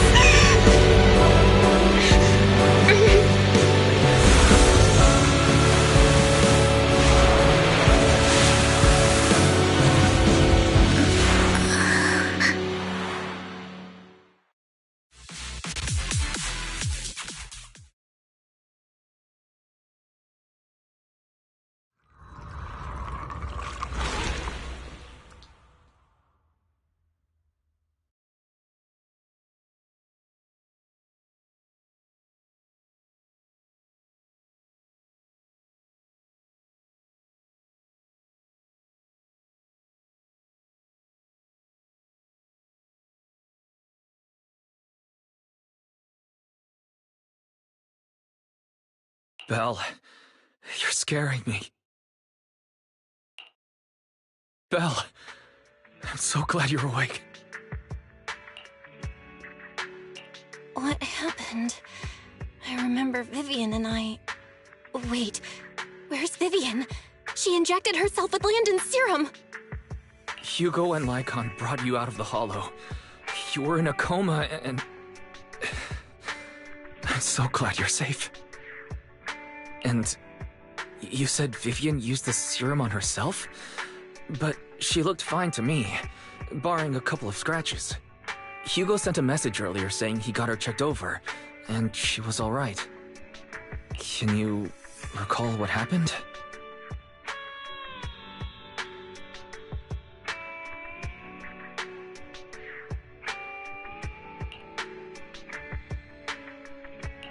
The situation was dire, so Vivian used the serum on herself to defeat the ethereals.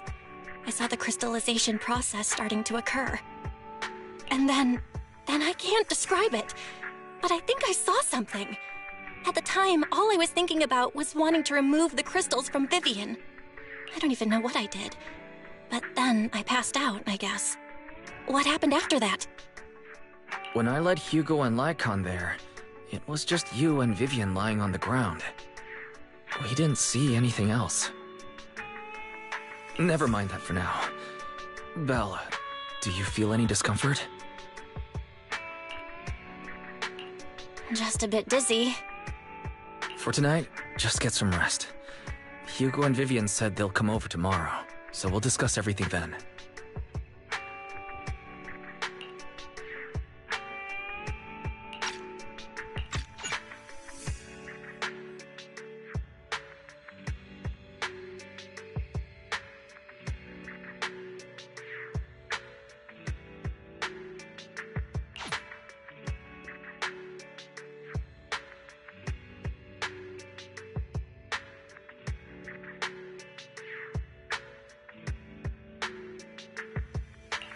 Okay. Good night, then.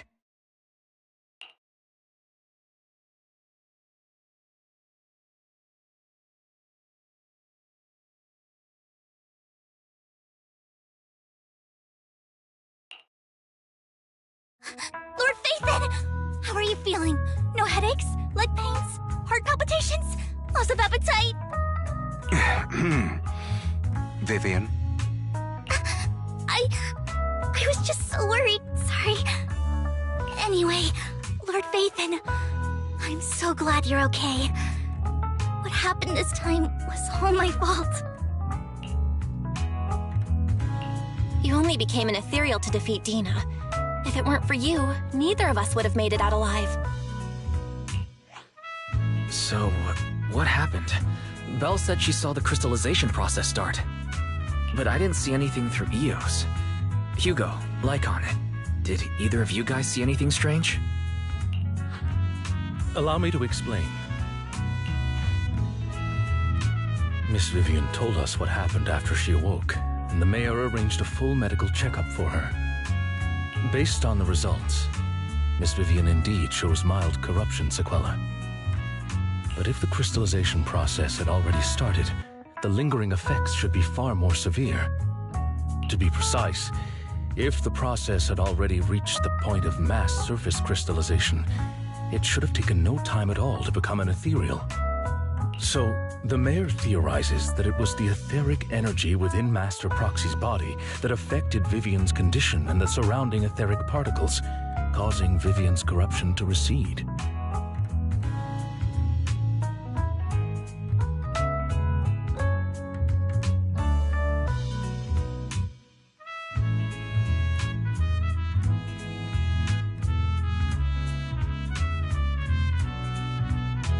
Essentially, corruption is a reaction between the etheric particles inside the body and in the surrounding environment. Therefore, it's not necessarily irreversible, just that currently our mainstream method of defense is prevention.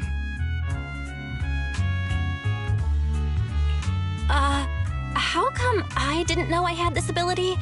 How's it even possible for me to influence other people's etheric particles? That makes it sound like I can manipulate etheric energy at will. Master Proxy, you are special. This is a gift your teacher left you.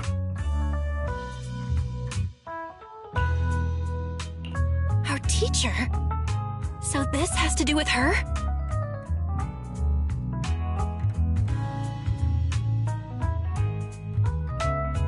I don't know all the details, so I cannot explain everything to you.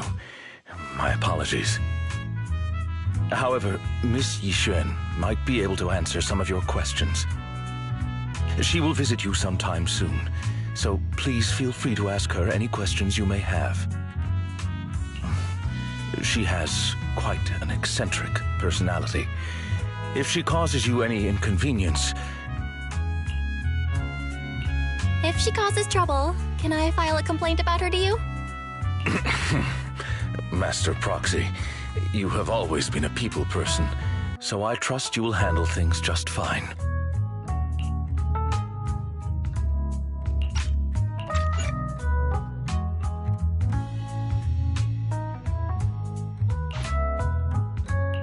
That just makes me more worried. In any case, the mayor has asked me to give everyone his most sincere gratitude.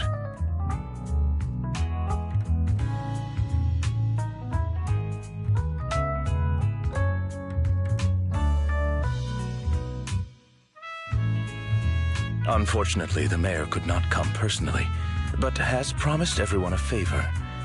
Provided it's within his means, he will offer his unconditional assistance once.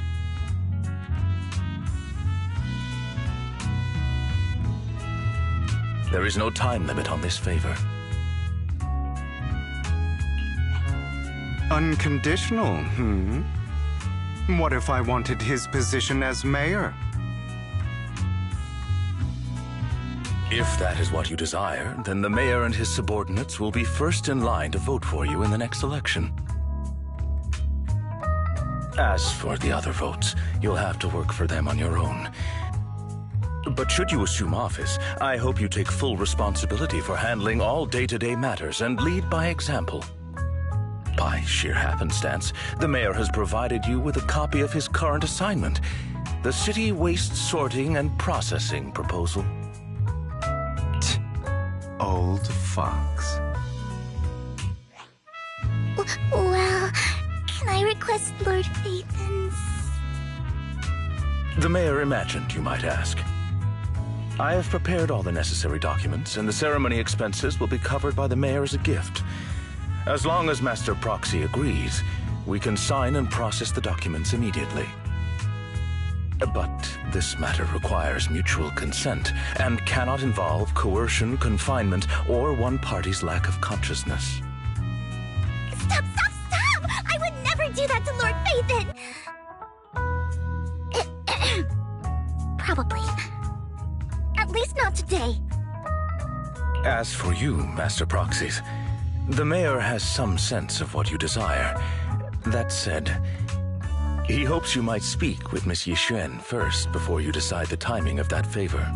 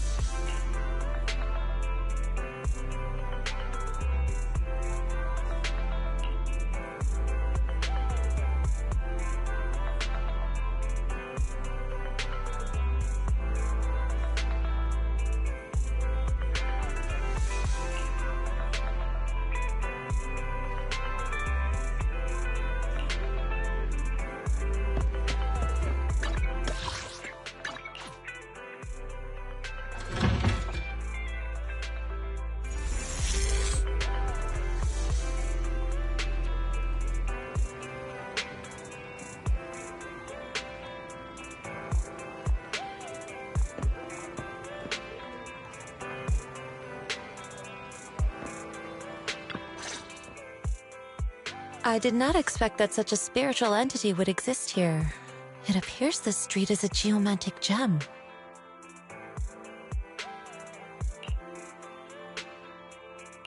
A spiritual entity? His name is Howl, and I guess you could say he's a neighbor of mine. Is there something special about him? No, I was simply a bit surprised. It's rare to find such an intelligent individual of this breed.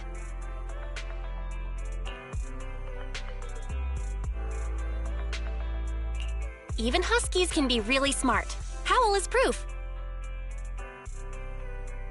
You're right. Yet, being overly intelligent comes at a price. It must stay here for prolonged periods of time, parted from its owner and unable to move about freely. Both a blessing and a curse. However, it seems quite happy. We've strayed a bit off topic. Since you're back, let's discuss our partnership.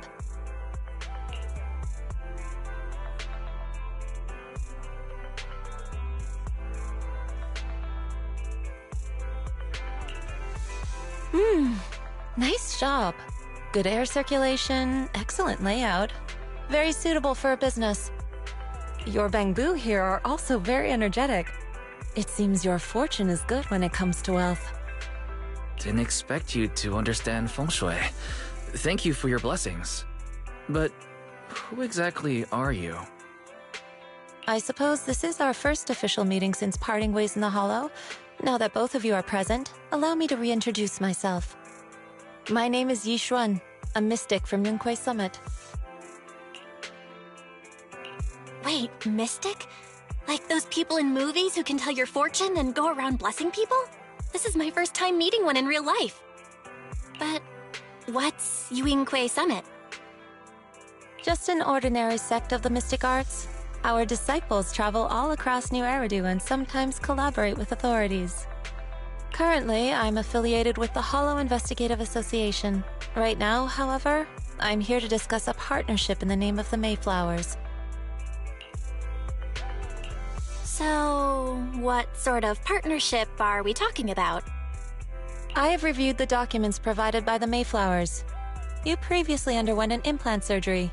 After recent adjustments, abnormalities occurred. These abnormalities bear resemblance to the craft practiced by us at Yunquei Summit. If you are willing, I can teach you how to better control your abilities.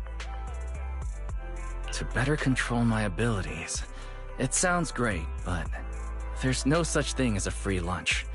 Since you're willing to teach us your craft, Shifu, you must want something in return, right? That's right. Mayflower will have you join me for some investigations. Looking at my divination results, this will be a complicated and very likely dangerous matter. He's still going over the details, but should have more information for you soon. You can wait until then to decide.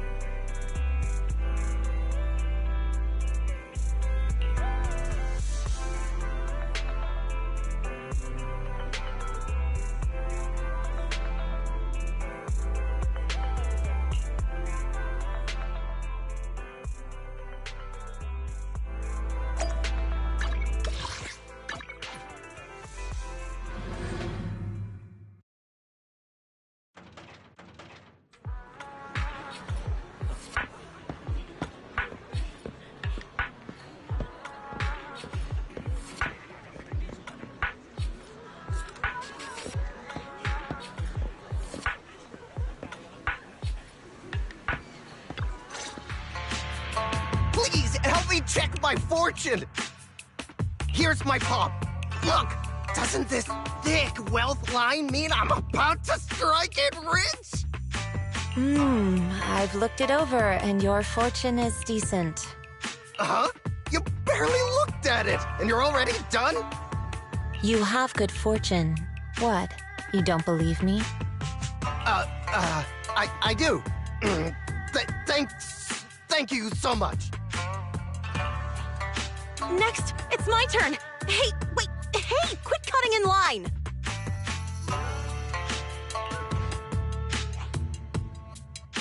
So, this is where you were. Who are all these people? You're here, Belle? I decided to take a break. I didn't expect so many people to come seeking my divination services. Don't worry, I need no more than a simple spell to solve this matter.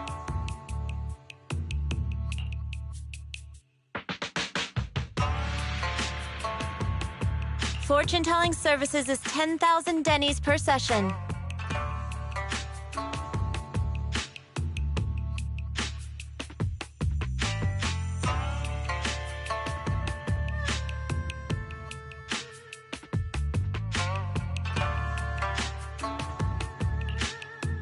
All gone? Good. It seems the Banish Wealth and Desire spell is still effective. Banish wealth and desire? That's a spell? This isn't the kind of craft you said you were going to teach us, is it? Our video store has a business license, and we'd get complaints if we charged unfair rates. Of course not. This is just a trick to deal with trouble.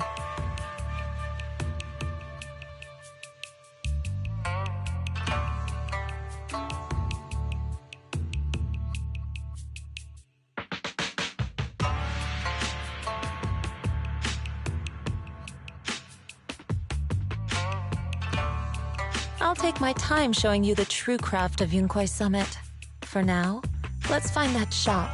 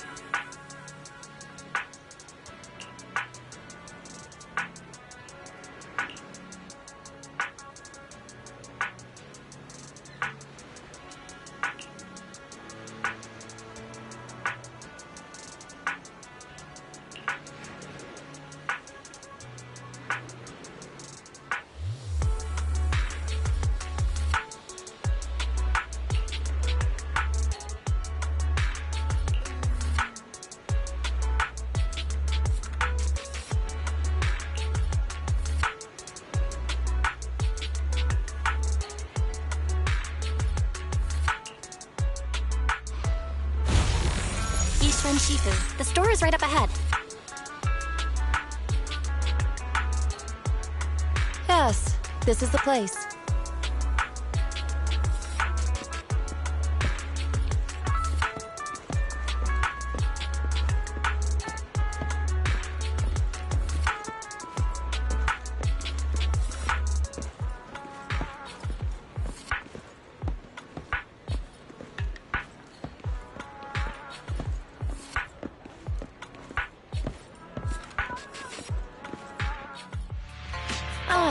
This is the one.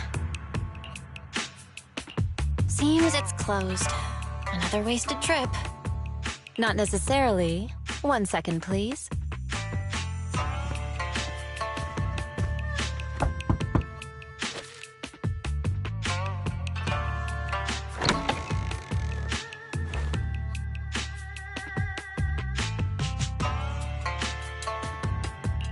Huh? Is there someone inside? Relax. The boss prefers to do business with people they know.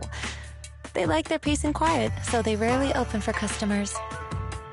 I'm an old acquaintance and just wanted to retrieve something. What a strange private business. Shifu, what exactly are you retrieving? Just some things needed for our future investigations. You'll know in time. Really? Shifu, I feel like you're always so mysterious. Rest assured, I'm not hiding anything from you. It's simply because the correct time has not yet arrived, so there is no need to rush. Since we've already obtained what we came for, let's part ways here. There will be plenty of time in the future. We will certainly meet again.